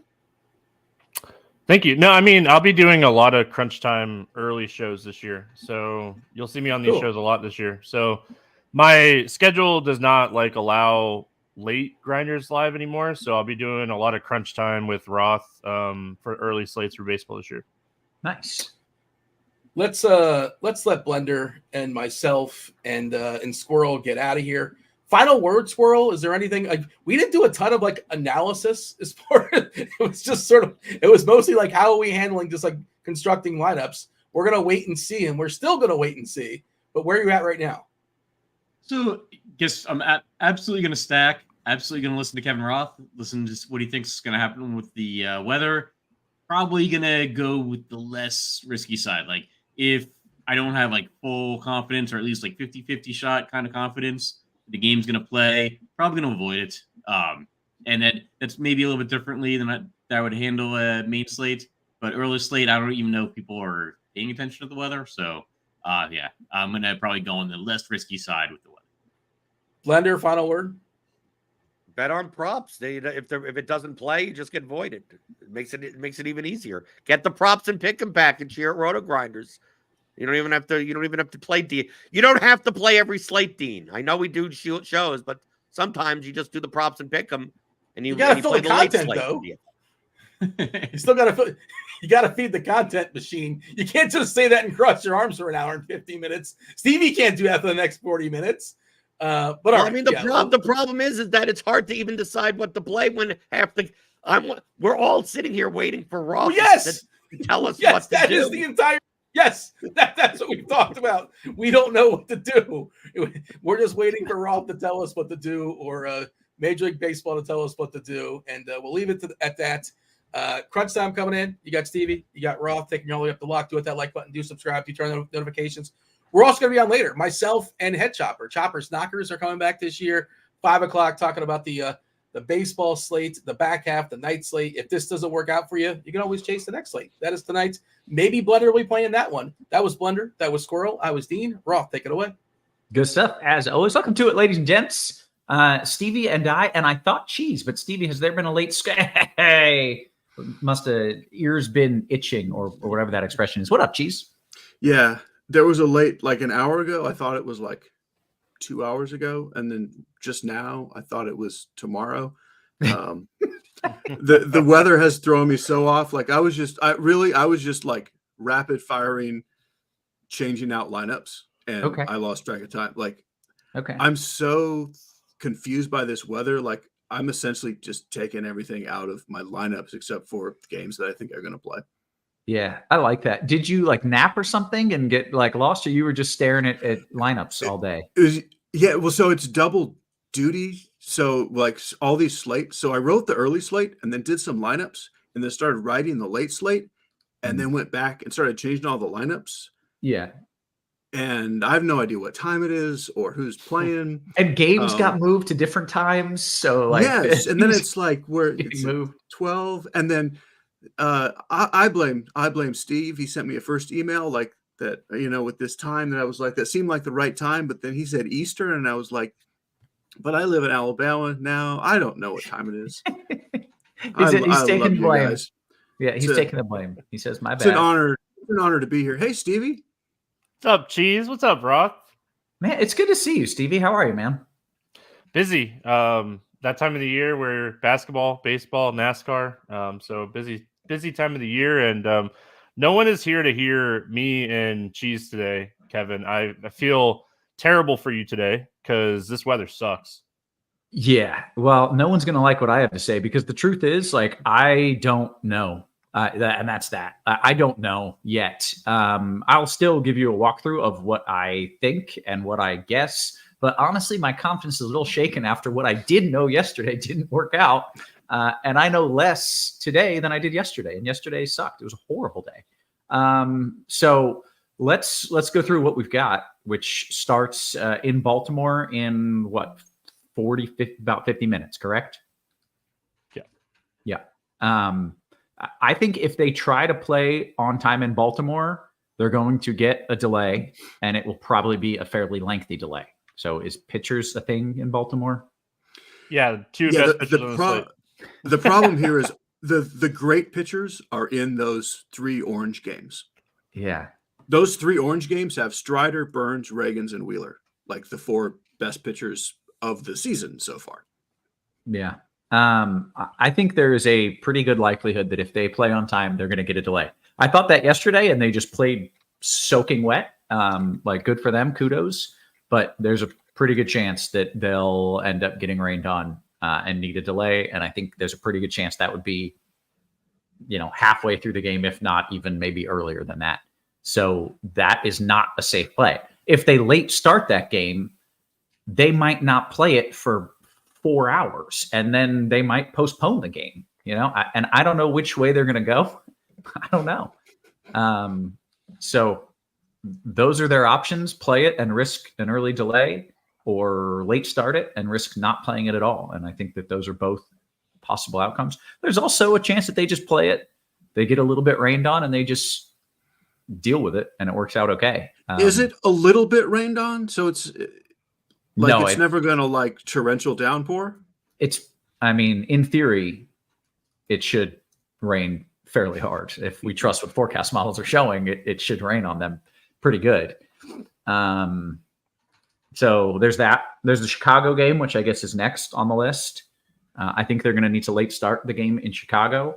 And even then, even with the late start, it's in the 30s, it's windy, and it's going to be a rain snow off and on mix. Not a lot of rain and snow, but at times. Do they want to play in that? I don't know. That's their call. They could late start it, and they could play in that horrible, horrible weather and make the fans wait and make the players wait. That's possible, but I don't know. For what it's worth, the Braves and White Sox don't play each other again this year, and the White Sox play tomorrow. So I think they do everything they can to get that game in today. If they want to, I think they can. It's terrible. I wouldn't want to, but if it's a situation like that where the inconvenience later is greater than the inconvenience today, then maybe they just tough it out and try to play that game. But it's miserable weather, and it's one of those. I thought there was a chance they postponed it at like 9 a.m. They just look at the weather and like, no, we're not going to do that. But they haven't yet. So there's that. Then there's Philly. We mentioned Philly was smart enough to move their game time back, but now models are coming in later with the rain in Philly. So even with that, I think they still might need a 2 or 3 hour late start in order to finally get into the clearing. And then it would be clear from there. Are they going to play at 6? A game that was initially set at noon and got moved to 3? Are they going to play it at 6? I don't know. Like, that's the truth, is I don't know. So that's 3 games and I don't know. And that's where I stand. And that obviously makes your guys' job very difficult, because you need to know who can play and who cannot play. From like a scheduling standpoint, like I was just saying with the Braves, they don't play again, but Baltimore and Kansas City play again in like 2 weeks, and they both have a day off like the day before the series starts. So I wouldn't be shocked if that game gets postponed here soon. I thought that this morning, So, but I think the Braves try to play. I don't know how we deal with like Spencer Strider, who uses a massive spin rate, dealing with a snowy, wet, cold conditions and that kind of thing. But I mean, we got a question in chat of, hey, can you just play the 3 dome games? And I think the answer to that question is yes. Yeah. I can tell Cheese is like going through his mental Rolodex of like how he's going to handle this. And I feel like that's an option for you, Cheese. It's literally just like play the game. So great. So going into the slate, if the weather were bad, if we just kind of thought these games are all going to play, I had 100% of my pitchers were in those 3 weather games. Every single lineup was Strider, Wheeler, Burns, Reagans, period. And every single bat, except for a couple of Brave stack, was already in the dome games. So definitely with the bats, I mean, I guess if you're playing a Strider lineup, you're saying the game's going to play, maybe you still play some Braves bats. Mm-hmm. But I think you play the bats in the dome games anyway, with the theory now that I think you could play a Strider or a Wheeler or a Burns and a Reagans, and if you get a 0, you can probably still min cash with that today. So that's what someone in the chat said. For what it's worth, rained out players are going to get you more points than Kyle Freeland. Yeah, I mean, it's like, guys, like the next round of pitchers, I guess we'll kind of talk weather and pitchers, if that's okay, because they just go together. The next round of pitchers is Nathan Eovaldi and Aaron Savali in a dome game. Those are the kind of pitchers that will score you some points almost every time. Like, they're good real-life pitchers. Neither of them can touch the top 4 if the top 4 pitch. But like, you don't want to take a 0 for $9,000 versus what you probably get from Savali and Eovaldi. Mm-hmm. You might get negatives from the other pitchers. I mean, I won't be stunned if Sandoval and Puck and Joe Ross and Chris Paddock put up negative, like literal, you would have been better with the 0. Okay. Yes. I think Baltimore, we're seeing in the chat, just announced a delay. I think, and hopefully that's someone saying that and not, just announced. Yeah. The start of the game is going to be delayed in Baltimore. Now this is, it's barely sprinkling in Baltimore right now. And my assumption is that the weather that they're delaying for is the rain that I was talking about that would cause a delay halfway through the game. That's a long ways away from right now. Let me look at the very latest forecast model. Sorry to kind of jump in, Cheese. That's good. I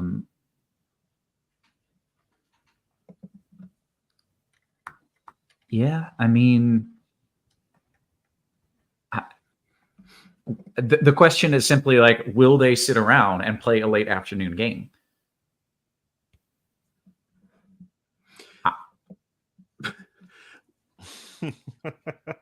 The way I'm playing, so let me start by saying this. I am playing a teeny tiny fraction of what I would normally play. Like, I have just a couple lineups on DraftKings. Like, I'm, for all intents and purposes, I would say I'm not even playing DFS on this slate. I mean, I am. Compared to your average. I have about 2% of what I would have had on this slate if these games were not looking like this. Like, I know that I can't crystal ball the right decision here. Yeah. But I will tell you that what I have done, I have 0 players from those 3 games on DraftKings. Pitchers included. The good pitchers included. Yeah. Yeah. Partly because like the salary on Strider is extreme enough there anyway that I'm not sure that you had to have him anyway. On FanDuel, I'm playing such low dollar stuff. I left Strider in there just because he's so cheap for who he is that if that game plays, I can't fathom how you win without him. Mm-hmm. I can fathom how you win without Strider on DraftKings, even if he pitches and pitches well.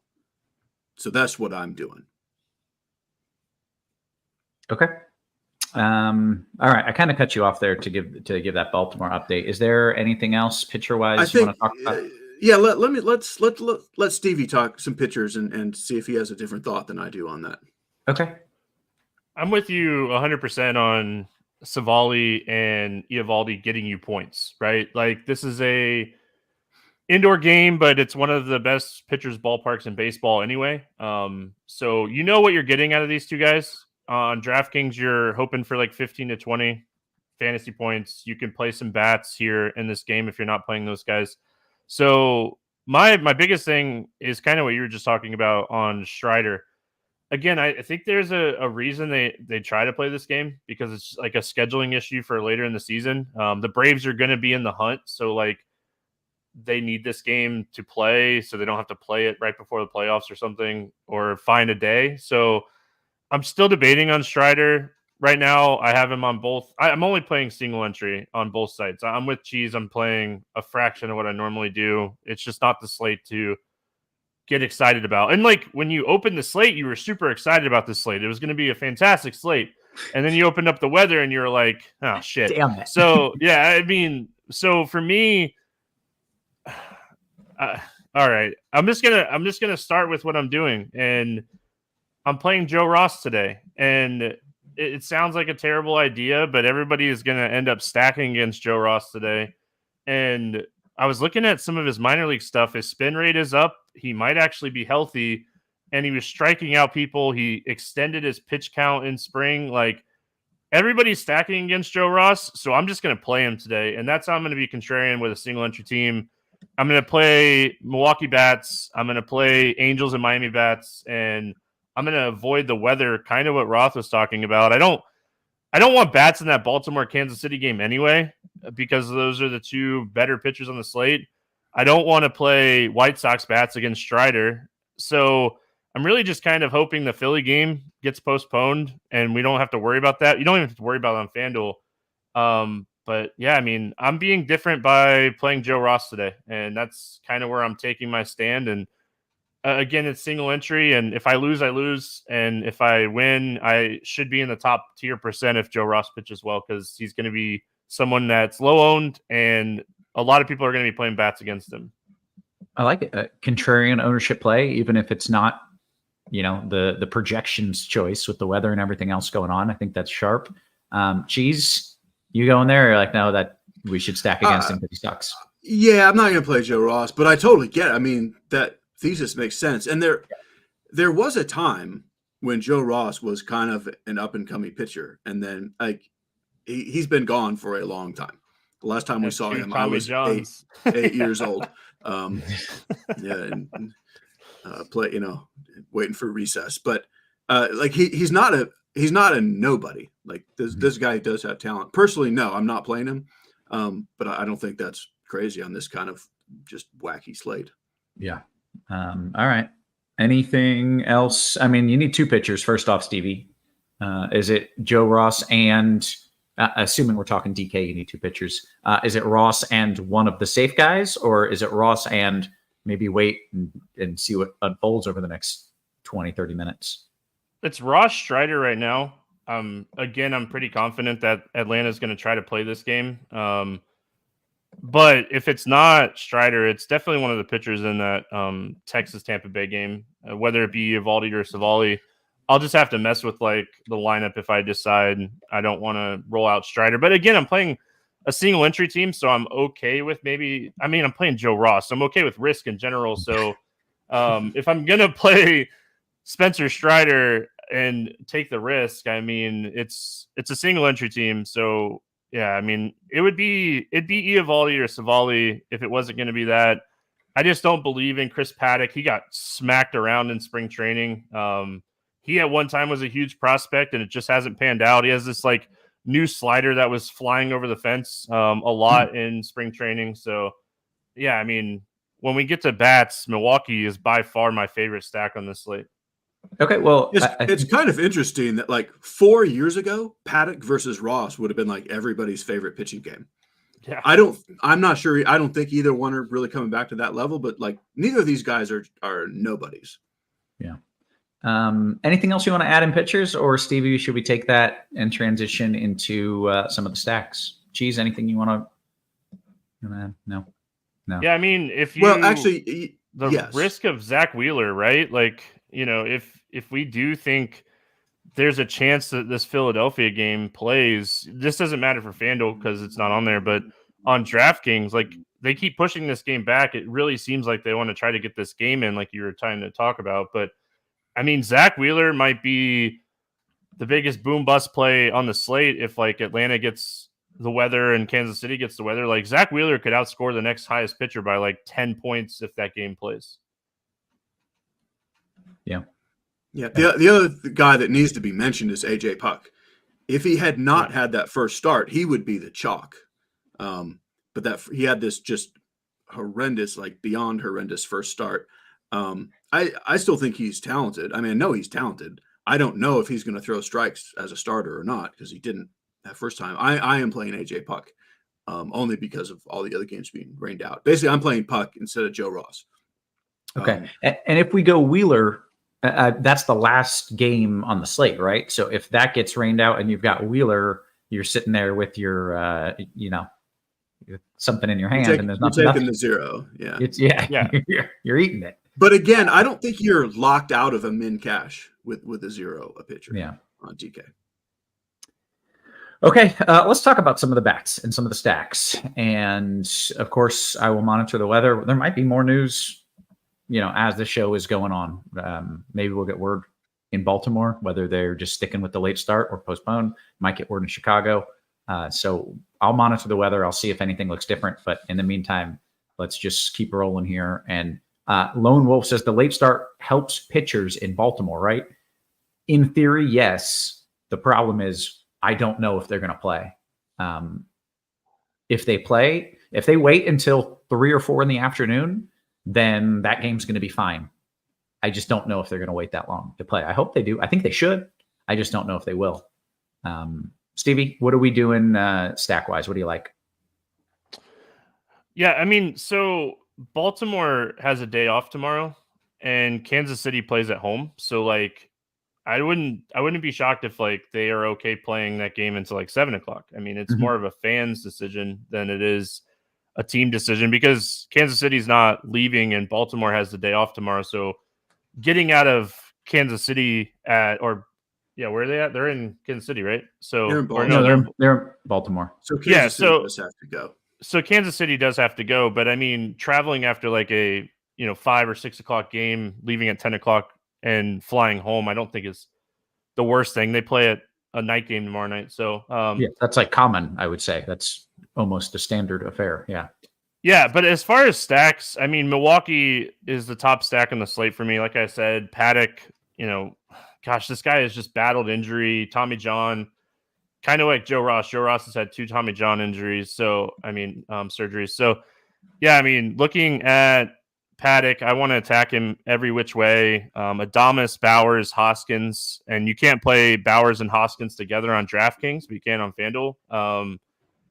Everybody from Milwaukee, that's my top stack. And AJ Puck, like Cheese was saying, he dealt with some like grip issues the first game. They had the roof open in Miami, and he dealt with like some grip issues. So I think overall, maybe rolling out some Puck, but also rolling out like a Trout, Ward, either Drury or Hicks, like 3-man is okay today. And then I like the Marlins. I think the Marlins against Sandoval, he's one of the most hittable pitchers on this slate when we're narrowing it down to like a 3-game slate. So I think those are the 3 teams that I'm targeting the most here. Okay, nice. Cheese, is there a chalk stack here? Is there a thing to do, or is it in one of the rain games and thus not chalky anymore? No, Minnesota and Milwaukee would have been chalk regardless of weather. Like those 2 teams are going to take up, I think, the massive bulk of ownership.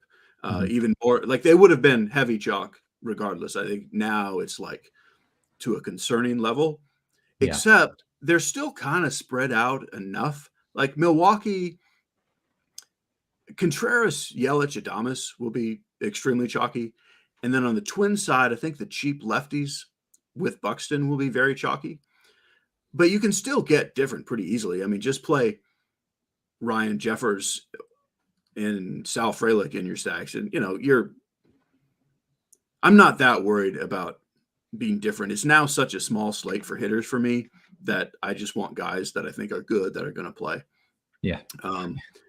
I agree with Miami being good for both stacking or just playing probably like Bell and Berger, maybe De La Cruz. I think the interesting thing is to play Eovaldi or Savali and play a power bat or 2 against them. I think that's a game that I don't really see the stacks going crazy. I mean, it's possible, but they're pretty good pitchers in not a great ballpark. But we should still see some home runs. Like both those pitchers throw strikes. So give me like, Seager or Adalis as a one-off, even against Savali, or Brennan Lau or Paredes against Eovaldi, even in the same lineup. I'm doing a bunch of that. But I am fine just eating Twins Brewers chalk. Gotcha. Okay. Let's go around the horn. We'll go position by position. Our guy TJ popping in. He says, I tuned in late. What games are we crossing off for weather? We don't know. There was a lot more context to it than that. It was about a 15-minute conversation, but the end result is that sums it up fairly. We well. don't know. Yeah, that's really what you need to know, is that we don't know. So do with that what you will.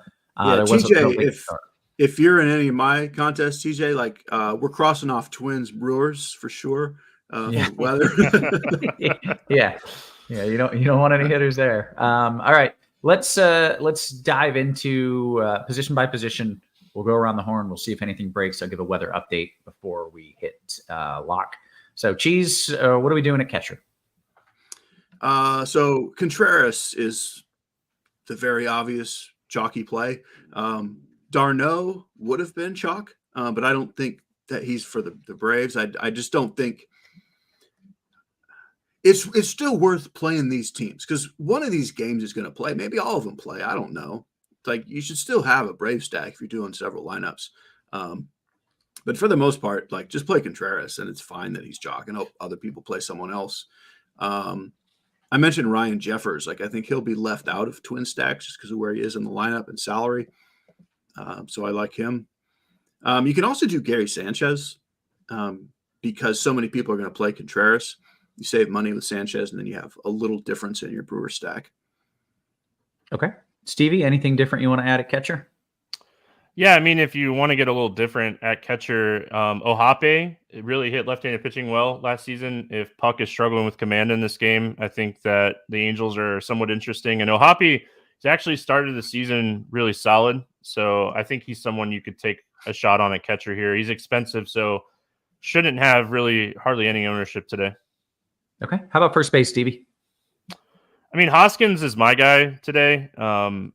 Just taking the weather into consideration, we love Milwaukee. I like Hoskins a lot. Bell on the somewhat cheaper side as well at 4,100. So I mean, everything I built was those two guys, and I'm really just not overthinking it. We do say someone in chat saying Royals, Orioles postponed. Checking Orioles Twitter right now to see if that's official. Not seeing anything official yet, so we'll have to see. It's weird through an official channel. If they did it that soon after calling a delay, that's weird. I mean, it'd be great. Go ahead, but it would be weird. And just know that if you make declarative statements like that and you don't back it up with facts, you might get the ban hammer. So don't intentionally mislead people, or you will get banned out of this YouTube. Just so everyone is well aware of that. So yeah, I'm not seeing anything that confirms that. I'll monitor. Steve is on it. He's got that band hammer ready. Yeah, we'll get you the band hammer. Like, we don't play around, especially as you get closer to lock and people are making last second adjustments right before lock. So we'll monitor that. Sorry to cut in. I think maybe Cheese, you were on first base. Yeah, first base. Also, like Hoskins, I think Alex Kirilloff is the chalk to get a salary saver in that game. And even when Joe Ross was good, you wanted lefties against him. So these cheap Twins lefties are going to be kind of the obvious plays. Jake Berger is first base on DK along with Josh Bell. We both mentioned the Marlins. And that's a lot of water, Stevie. I didn't get my water because I was late, and then I realized what time it was. But that just made me thirsty. I almost left like 5 seconds ago to go fill up a water. I think I'm going to do it. I'm going to have you guys talk about second. We'll talk. I'm sweating so profusely from this weather that I'm dehydrated. So, all right, continue, Cheese. Yeah. What do you like first? I'm sorry. All right, do what you got to do. Yeah, definitely Kirilloff. I do like the Marlins, and with Stevie on Hoskins, and that's really kind of it. Okay, then go to second base, and then Stevie will get your takes while I fill up this giant water cup. All right, you do your thing. Before the weather nonsense, Albies would have been the very obvious play. And still, if you're doing a bunch of lineups, again, leave some of these other games in, I think. But with me, I'm not playing those weather games in my few lineups. So Julian is kind of the obvious play, kind of like Kirilloff at first. I think Brandon Lau is one of those guys I will play as a one-off, even in Eovaldi lineups. And then Brandon Drury is one of the Angels I'll use regardless of stacks. I don't have to be stacking the Angels to play a little Brandon Drury. And that's really my group right there. You could put Semien in that camp as well, but he's not the Ranger I'm most likely to spend up for. Yeah, I'm with you on Semien. Again, I'm playing a single entry team, so I'm fading Minnesota bats. But if I wasn't, Julian definitely would be a top end play for me. I like the Lau call. I think that he's healthy, and we got to play him while he's healthy, like the Drury call. If you want to punt second base, Bryce Terang is hitting the ball really well. Multiple hits in 3 straight games to start the season. He has 6 stolen bases in the last 3 games. So he's offering the upside by stealing bases as well as, getting on base with hits. So he's a guy, if he gets on base, he'll run. So I like that. And really quick, if you're playing on DraftKings and you are okay with risk, like a full Philly stack is very much in play for me today. I was thinking about making a second team and just stacking Philly if that game plays, because the bats look really good against Montas. They profile really well against him. So I just wanted to throw that out there before we move to third base. Okay, well, let's go to third base, Stevie. It's the burger. He likes he likes smash burgers.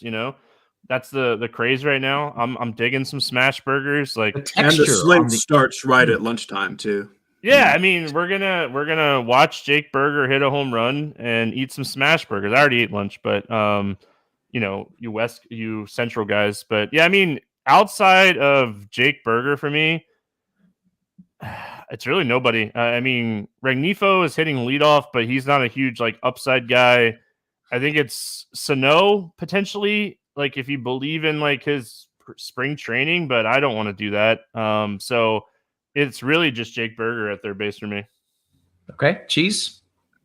With what we know about AJ Puck and Miguel Sano, the odds of his bat touching a ball seems so low. Yeah. He may get on base 3 times or strike out 3 times, but what are the chances that his bat touches one of these balls?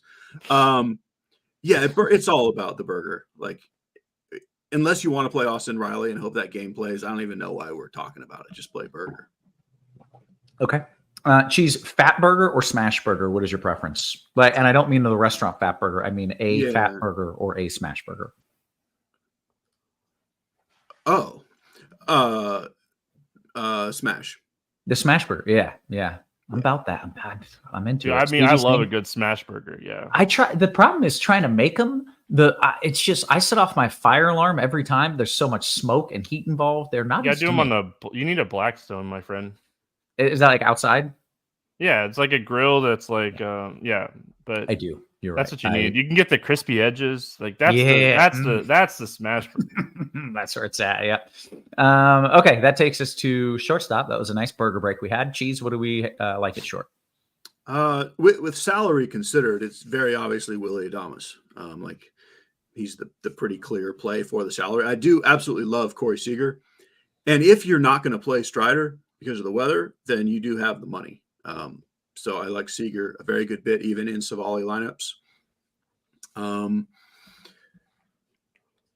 Feel free to play, a Bobby Witt or something in a weather game. But to me, Adames and Seager is kind of the whole pool outside of needing something else in a stack. Okay. Stevie, short. Very lined up with him. Adames, top end play. Seager, if you can afford him. And like she said, if you're not playing Reagans and Burns and Strider, you're going to be able to afford Corey Seager. And it's not a bad thing to play Savali and Corey Seager on the same team. So it's a smaller slate. It's getting smaller because of weather. So, yeah. And then the only other name that I'll mention is I'm not a huge Patrick Sandoval guy. So if you are like loading up on some Miami bats and you want to throw Tim Anderson in your stack, he was good once. He's dealt with a lot of injuries. But I don't mind like a Tim Anderson here against Sandoval. Okay. I feel like we're talking Joe Ross, Chris Paddock, Tim Anderson. I know what is like what year is it?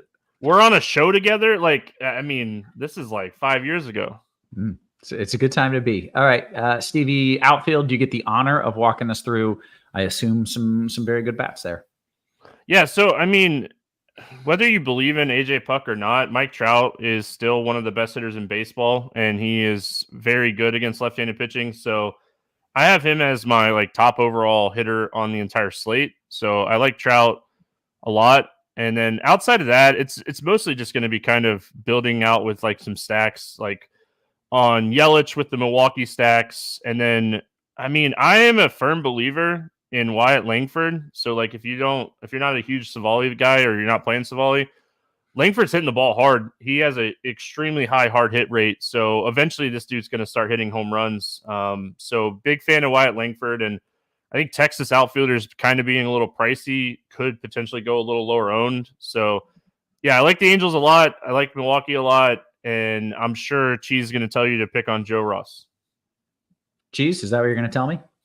I mean, in the outfield, the Twins are not like super high priority for me. I do like Buxton and Kepler for sure, but I think I like Yelich better than them in that game as far as outfield goes. I very much like spending up on Adolis Garcia and Mike Trout. And then, Stevie mentioned the Phillies. They could play, and then Kyle Schwarber against Frankie Montas at 1% ownership sounds pretty amazing, just in case it plays. But mostly, just kind of the obvious plays are the obvious plays. Yelich, Twins, Trout, Adolis. That's mostly what I'm playing. Okay. Dean pointing out with this throwback slate, Nelly Cruz not being on the slate is a crime. That's true. Yeah. It would be truly glorious. Boomstick? Is that? Did I make that up? Boomstick? Did I make that up? No. Oh, I didn't? Okay, good. That's good. Look at Roth. Roth bringing the heat. Got a little, learning a little bit here. Let's see. What else do we got? Lord King Guru says, hey, I'm really late. Do we think that the Atlanta game plays and finishes? I don't want bats. I just want Strider. We don't know. We don't know. And that's just the God's honest truth. If I barely even have a lean on these games. Well, because it's not up to the weather, right? It's up to the teams and how they want to handle it. It's not. Yeah. Do they want to play in 30-degree weather with some snow flurries / rain and a lot of wind? And I mean, they played in the cold last night, so who knows? Yeah. Yeah. I am not certain, and we'll see. Don't play Michael Harris. He hates the cold. Gosh, that guy was. He was miserable last night. Oh. just watching the game, he was just like he Yeah. didn't want to be there. Yeah. There you go. I don't blame him. I wouldn't want to be there either. Let's see. How about before we get into some QQs, we've got, I think, 13 minutes or so until lock. Why don't we do maybe some home run picks? Cheese, you want to lead us off? Yeah, Maybe something chalky and something a little less chalky. Sure. On kind of the obvious side, Corey Seager. Maybe less obvious, but not off the board. I'll go with let's go with Taylor Ward, and then a little more random. We'll go with Ryan Jeffers. Okay, Stevie, you got some picks for me? Yeah, I mean, smash burger. I mean, now I want a smash burger. I just had this like veggie pasta thing. I want a smash burger now. So Jake Berger for home run, and then I'm gonna stick with what I said. I think the home runs are coming for Wyatt Langford. The dude is hitting the ball hard. Like every hit this guy's hitting is hard. So eventually the home runs are going to come for him. So, I mean, I think this could be a spot that we look at Wyatt Langford. Okay. You know something interesting, Stevie, and you can keep this in mind for another time. Veggie pasta is way better if you put some meat in it. Yeah. Tell that to my doctor. Something to think about. Yeah. You know, like Cheese, we've hung out before. You know that I can get down and eat some meat. The doctor told me I need to eat less meat. So like lunchtime, we do a lot more veggie meals. When you say veggie pasta, is it the pasta itself is of the like beans, like the bonsai or whatever it's called? No, we do. It's like a feta block with like a bunch of vegetables and pasta. Oh, okay. Yeah. That actually sounds it's good. It's just that sounds great. Yeah. Sam, I am pointing out it's windy and snowy and cold here in Chicago. It is all of those things, I can confirm. But they know that too, right? And that's why I at least have hope, because why didn't they postpone it like an hour or two ago if they were going to postpone this game? And that's how I feel. That's how I always react. Is like they know what the weather is. They know the forecast. If they didn't want to play in it, they would know that, and they should have postponed it early. And I think that all the time, and then teams don't do it. And then they postpone it 2 hours later. I'm like, what the hell are you doing? You knew that was the weather the whole time. But yeah, the weather's shitty, and they have to decide if they want to play in shitty weather. That's it in Chicago. That's the bottom line. Let's take some QQs. Lock is in, I think, 5 minutes. So let's dive into it here. Going to start in the RotoGrinders Discord. If you're not hanging out in the RotoGrinders Discord, what are you doing? It's where the cool kids hang out, and it's where you can get in touch with some of the RG pros as well. Cheese, if you played cash on DK, would it be Strider, Wheeler, or Burns plus someone else? If you played cash on DK. I mean, I can't believe someone's playing cash today, but I understand if you are. I guess no, I would not play any pitcher from those weather games. If there was no weather, Strider Wheeler would be my cash combo. I think I would play Eovaldi Savali. Yeah, and just know you get a few points. Yeah. What else do we have? Is the Baltimore game going to play? We don't know. It's officially a late start. I think that's a good sign, but they're still going to have to be. They're either going to have to play it soon and then still have an early delay, or wait for that second round and play it with like a 3+ hour late start. And those are not great options, but doable. I think they probably play in the late afternoon, but I do not feel good about it.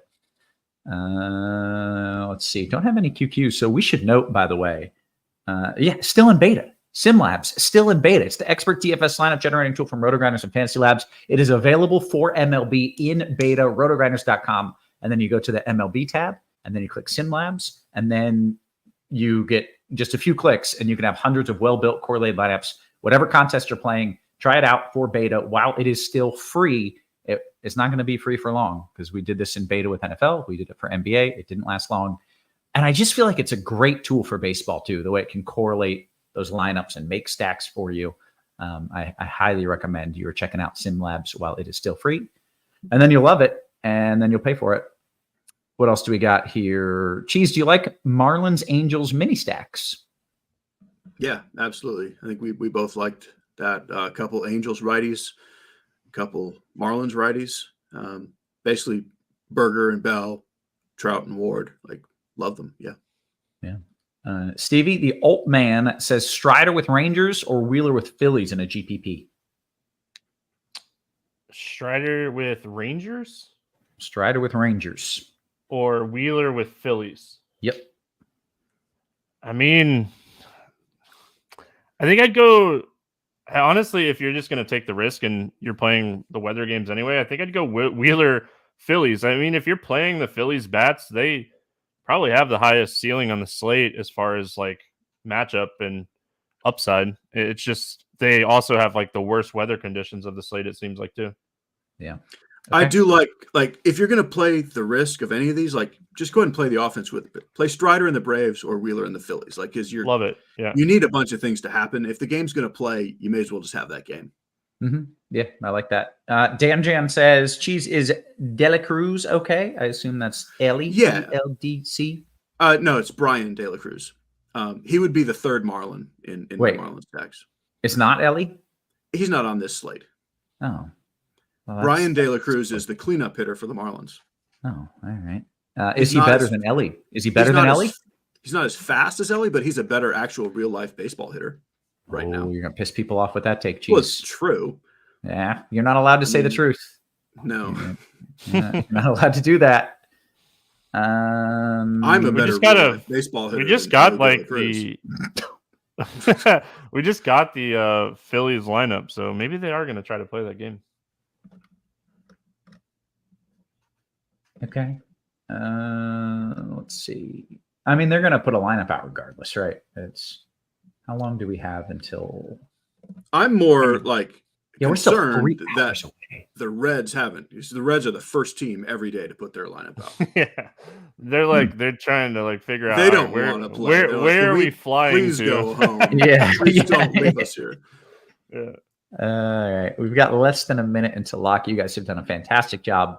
Kind of walking people through the slate. If you're watching and you thought that was really good content from these two and that idiot weatherman, all you got to do is hit the thumbs up. It's right on the bottom of your screen. You hit the thumbs up, and then we get more eyeballs, and we can hopefully keep this show free for you for as long as humanly possible. So make sure you are smashing that like button for two of the sharpest minds in the biz. Really quick before we do get out of here, tonight, 10 o'clock Eastern, 8-year anniversary show for the morning grind. We're doing a live YouTube show like we normally do. We're going to be giving away some premium, some swag. So I have a special guest, and it's going to be a lot of fun. So make sure you guys go over to the RotoGrinders morning grind YouTube page and check that out tonight at 10 o'clock. Okay, this is a surprise special guest. I'm not saying who it is yet because me and this person talked like it was like a week and a half ago, and I haven't talked to him yet today. We gotta lock it in. So I want to make sure, but it's not Grant. I know a lot of people keep saying G Neefer. It's not Grant, but it's gonna be. If you listen to the first one, I'll give you that hint. If you listen to the first one in 2016. It's the same person that did the show with me on the first show. Ooh. Yeah, I have a guess, but I'm not. Cards? Not Cards. EMAC? I don't know. I don't know. No, EMAC did move to Florida. We're waiting on you, Roth. Like we were just planning a vacation last night to like Clearwater. So hey, that's my hood. I know. So that's I'm gonna message you and be like, hey, where should I get an Airbnb? Yeah, I can definitely help you out with that. Yeah. All right. I think we are. Dean says he's gonna be backup to the backup special guest if everyone cancels. So Dean's got you if you need it, Stevie. Well, Cheese said he would do it, and I would much rather have Cheese than Dean, so we're good. That's not a hot take, but I appreciate it. Oh man! All right, I think we are going to bounce on out of here with that. Excellent stuff as always, guys. And Stevie, good hanging with you. I'm glad to hear we get to do more of these throughout the year. Yeah, I mean, I'll be on a lot of the early shows with you guys for Crunch Time, so looking forward to it. It's always fun to talk day baseball. I mean, day baseball is great. Yeah, it is, especially it'll if the be weather way cooperates. better in like June. Yeah, it'd be way better in like a month. Yeah, I will be monitoring things. You can check my Twitter or my X at KevinRothWx. Of course, I'll be posting as things change as per usual. But for Stevie and for Cheese, for our wonderful production crew, always working hard behind the scenes, guys, we appreciate you. We love it. And we will catch you later today with another weather-packed slate later tonight. You have been